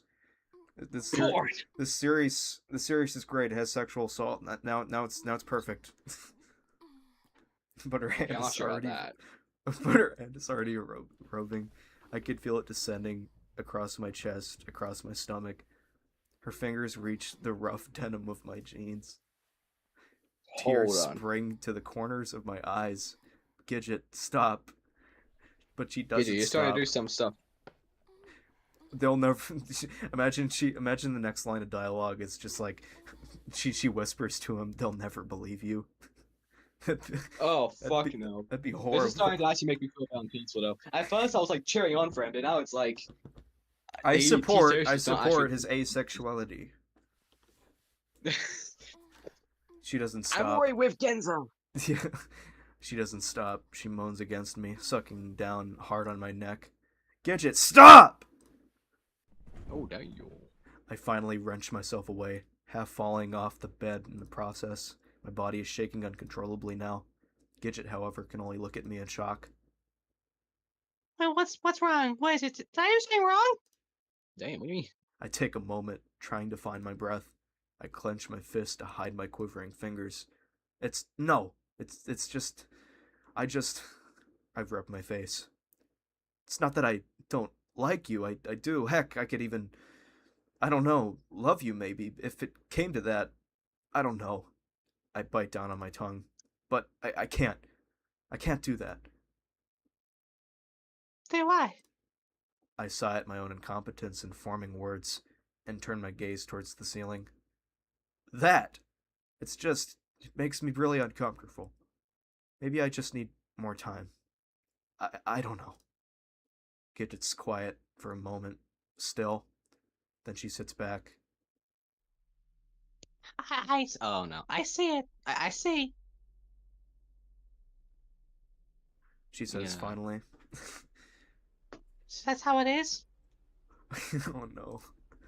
I turn in confusion, but Gidget's looking away now, gazing off toward the far wall. What is? This is just saying. Oh. Just your way of saying you don't want to be more than friends, isn't it? Oh, yeah, I don't know if he said that. If you're getting pushed away, I don't think this is okay. Well, I read that wrong. No, it's not. Oh, shut up. You like me. But you don't want to fuck me. Oh my god. Is that it? What man doesn't want to fuck a girl he likes? God damn. What if I just don't I want to mean, do him it? asexual? I'm getting raped. I don't like the Okay, that's- sensation. I don't like it. I don't. Chrissy, wake up! I don't like this. I don't like it. This is getting intense. I sit back. I sit back up on the bed, writing myself. My voice seems to crack with every word. I said, maybe I just need a little more time is all. I'm honestly really confused, too. I've never really been in this situation before. I don't really know what's wrong with me. Stop with the fucking excuses. Oh my god, my voice is not doing this justice. She's angry. Yeah. The sharpness of her tone catches me off guard, and I quiet instantly. I would leave the room. The temperature of the room. I'd jump out the window. Yeah, I'm crashing out that window like a fucking superhero. Just like Yeah, how high it is. the temperature of the room feels like it's dropped about 20 degrees. Her shoulders are hunched, her voice quiet. It was just Oh. too much to ask, wasn't it? What was? I whisper. Even after everything Is the text starting to fade? Oh no, mine isn't. even after everything I've done. A chill bends and curves its way down my spine. This one little thing. Oh, was just too fucking much, was it? Oh my god, how did you have angry voice like Yeah, this? she spins back towards me, only her face is different, contorted. It'd be funny if Glitch was voicing this character as Patrick. It'd be a whole different vibe. Firmly grasp it! Yeah. Her lips pulled back in a snarl that seems to stretch her entire face, her pupils like pinpricks in her sunken sockets. Gidget! I fly backwards, but Gidget is already crawling towards me like some kind of spider, her face twisted and warped. He has to constantly deal with demons, holy shit. Yeah. You were just too good for me, was I it? You're pure, pristine Dick! Too good to put inside me! Oh my god, what a absolute sentence. Am I reading a novel? Am I reading like a fucking toxic porn fic? Yeah, right. She grabs a chunk of my hair, tugs it, twists it. The pain is like a spark of electricity running across my scalp, and my eyes immediately go blurry with tears. At that moment, I'd be like, "No, you're not my friend. You're not my friend anymore. I'm gonna punch you. I don't give a shit. You know what? I would. I'm punching a bitch." Domestic violence. Honestly, I would somehow. She yanks me across the bed, and I go down hard. Go down hard? Hard enough that even the soft mattress is enough to knock the wind out of me. I try to sit up to get away. Bitch, this is what happens when you stay in this fantasy land. You lose your mind. But honestly, at this point, I think I would have actually got my own wish at this point. I would have just been my like, wish. "Hey, I wish for a infinite batch of screwdrivers." So I can stab her. My wish is to die, but only managed to turn My wish around. is to get done. But only managed to turn around on my back before Gidget is on top of me, slamming her seat down onto my stomach as her hands find my throat. Gidget! My voice strains against her tightening grip. Oh. I'll never be good enough for you, will I, Iggy? Come on, Genzu's got to come in the clutch, man. Genzu's got to save him. Yeah. Did he keep that? Did he keep his screwdriver, or did it like stay on the tongue? He probably didn't keep it. I think it probably fell, potentially. I don't know. She snarls, leaning forward until her full upper weight is centered on top of my throat. Maybe no one is good enough for me, is it? Perfect, little Iggy. But I can't even form words now. My face, my whole head feels like it's about to explode from the pressure. I can't breathe. She stops for a moment, her scowl softening. Then glances around the room, gaze stopped on the desk. Her smile returns. She slides off the bed. She slides me off the bed, I instantly gasp, desperately pulling air into my lungs. My head spins. and I bring my hands to my throat in futile attempts to relieve the lingering pain. I hear a drawer opening, footsteps, then the creak of the bed. And by the time my head is clear enough to open my eyes and register what's happening, Gidget is looming over me again, this time with a pair of long scissors in her hand. You gotta call dick Gidget! off! My body moves on instinct. At the sight of the blades, I jerk forward, reach out, attempt to pull myself away, even through the gaze of pain. But she's on top of me again. Oh no. The heavy weight on my chest, a palm to my forehead, pushing me down, forcing my head into the mattress.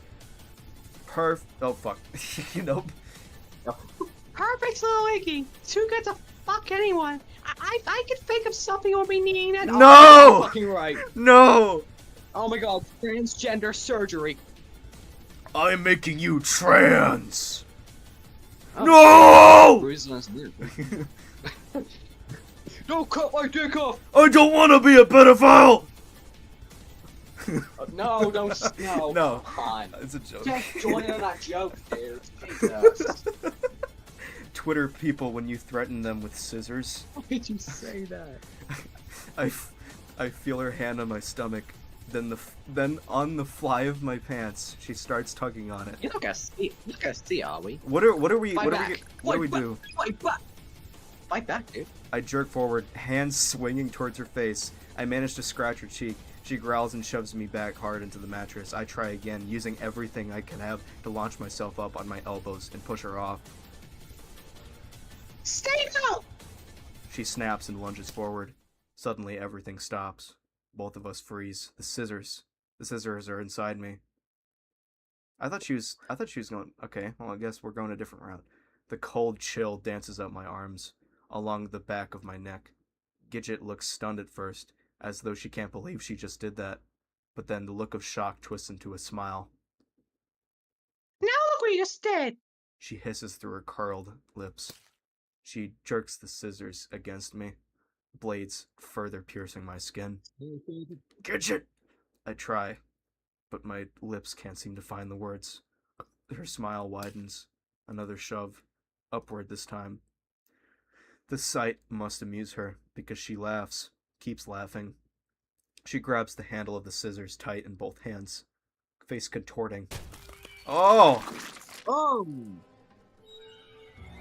Then, I didn't know scissors could do all that, man. Jesus. I mean, I guess they're pretty long. Then forces the blade straight up into my belly and chest, forcing me wide open. I could see it, seeing myself spilling out, sloppy wet sausages sliding down my front. The blood, Oh. it's everywhere, painting my shirt, pants, the bedsheets below. My body shudders cold. I'm so cold. Don't look at me. Don't look inside me. The last thing I see before my eyes flutter closed is Gidget reaching her hand into the steaming pile of my intestines, fingers curling in the slop. I don't want anything too uncouth with your body, Iggy. You're gonna become a necrophile, aren't you? Whatever it's called. Ugh. She giggles, cackles, then everything goes black. Fuck it, how did it go so bad so quickly? Damn. Alright, so I'm thinking we'll save. We'll save before our option. So, Yeah. that was awesome. Yeah. That wasn't... I think he was only mildly pissed. Alright, let's see. The music. Yeah, right? Yeah, Alright. I think that was a crazy thing to end off. That was a roller coaster of emotions, man. On a roller coaster, man. That was a whole. It skipped the Sexual melodrama assault. and got straight to the fun. I already made that joke yet last stream. Like, we went from like, hey, this eyeball is looking at us. It's telling it's like the Eye of Cthulhu from Terraria, and now, goddamn, getting sexually assaulted and murdered by a past friend, possibly lover. Like, bloody, like, wow. I'd rather be with Genzu, man. I'd rather be with Genzu. Well, honestly, I think I'd. I like my if fat Genzo- Japanese American man. My squishy I think Japanese if- American. If Genzo did genuinely like save us if we took like the other path, I would generally just start kissing him, man. I'd be like, Yeah, right. oh much. I'd be very appreciative that he actually saved my ass and got me alive For some like this reason, crazy bitch. the only Maybe I shouldn't say yeah, that. for some reason, Crazy. the only thing I was thinking in my brain was, I'm doing like the more safer gadget in 80 moments, was like a fucking female me and you. I don't know what that says about me. Yeah. That says something, alright. I'm not sure what it says though. It'd be funny if I did my Cleo voice for Gidget. That's how you birth the real voice of a disposed personage version of Cleo right there. If I ever voiced that character as Cleo's voice. Damn, that was crazy though. Yeah. I'll be out there. It was a way more pleasant experience than watching what's it called, Pink Blood or whatever. Huh. Cutie Blood? What's it called? Oh, Pretty Blood. Oh, you talking about Pretty Blood? Oh, Pretty Blood, yeah, Pretty Blood. It was better than watching Pretty Blood. Did you know? Please Did you don't know the kill creator me. like got outed for that? Like their whole channel's deleted. Like there's re-uploads of all the videos now. Why did they get out for? Did they get out for the existence of Pretty Blood or something? I don't know if it was that. It could have been like the torture scenes for one part, but I think it was because of their Discord server and how they didn't handle it properly, and they had like a lot of problems going on with it or something. That's all I heard. That's all. That's basically the surface information. I think. I don't really know much about it since I'm not much of a fan of Pretty Blood as much as I used to be, but you know. Yeah, I can tell. I mostly just Nowadays, liked we're it into- because of like Sadney Ben. I know he had like a lot of like fucking plot armor, but I think that was the point of his character, was to just kind of be that guy, you know. He was kind of my protagonist, wasn't Yeah. I mean, he was featured in so many, and he was implicated to exist in a lot of iterations of Pretty Blood, so. he? Yeah. Anywho. Anyways, so that was our Wonderland. Are we still in Arc 1? Yeah, this is still Arc 1. We are not even finished with the first arc. There's 4 more arcs to this whole fucking series, and that's... It's insanely long. That's why I'm making a multiple parts for this series. It's like fucking like this reminds me so much of what's it called, Mario and the Music Box or whatever. Oh yeah. I'm not really sure if I can really mention that anymore. What? Because the the creator is like a murderer or something like that. yeah, or supposedly. I'm pretty sure actually, Yeah. or they are actually. But yeah, that was crazy. I honestly kind of like these style of games where you get to kind of, you know, pick a bunch of like options and it leads you to alternative paths and stuff like that. Yeah, I was personally not into visual novels, you know, stuff like Doki Doki Literature Club and other stuff. But it seems that it seems that this one has seems piqued my pretty- interest like a lot so far, and I'm not even finished with the first arc. So I'm not sure when this game was made, but it actually also like gives me like weird nostalgia. Like it looks like something that'd be released back in like 2014 or something. yeah, it did late. Yeah, I think if I have to remember correctly, I've researched a little bit about it, and they've had this whole game is basically like a complete like remaster of all the different arcs that they've had, and they've released all of the arcs previously on like itch.io and they were like one of them was from like 2024, so this goes back a couple years, I'm assuming, in development. So Yeah. but All right. I guess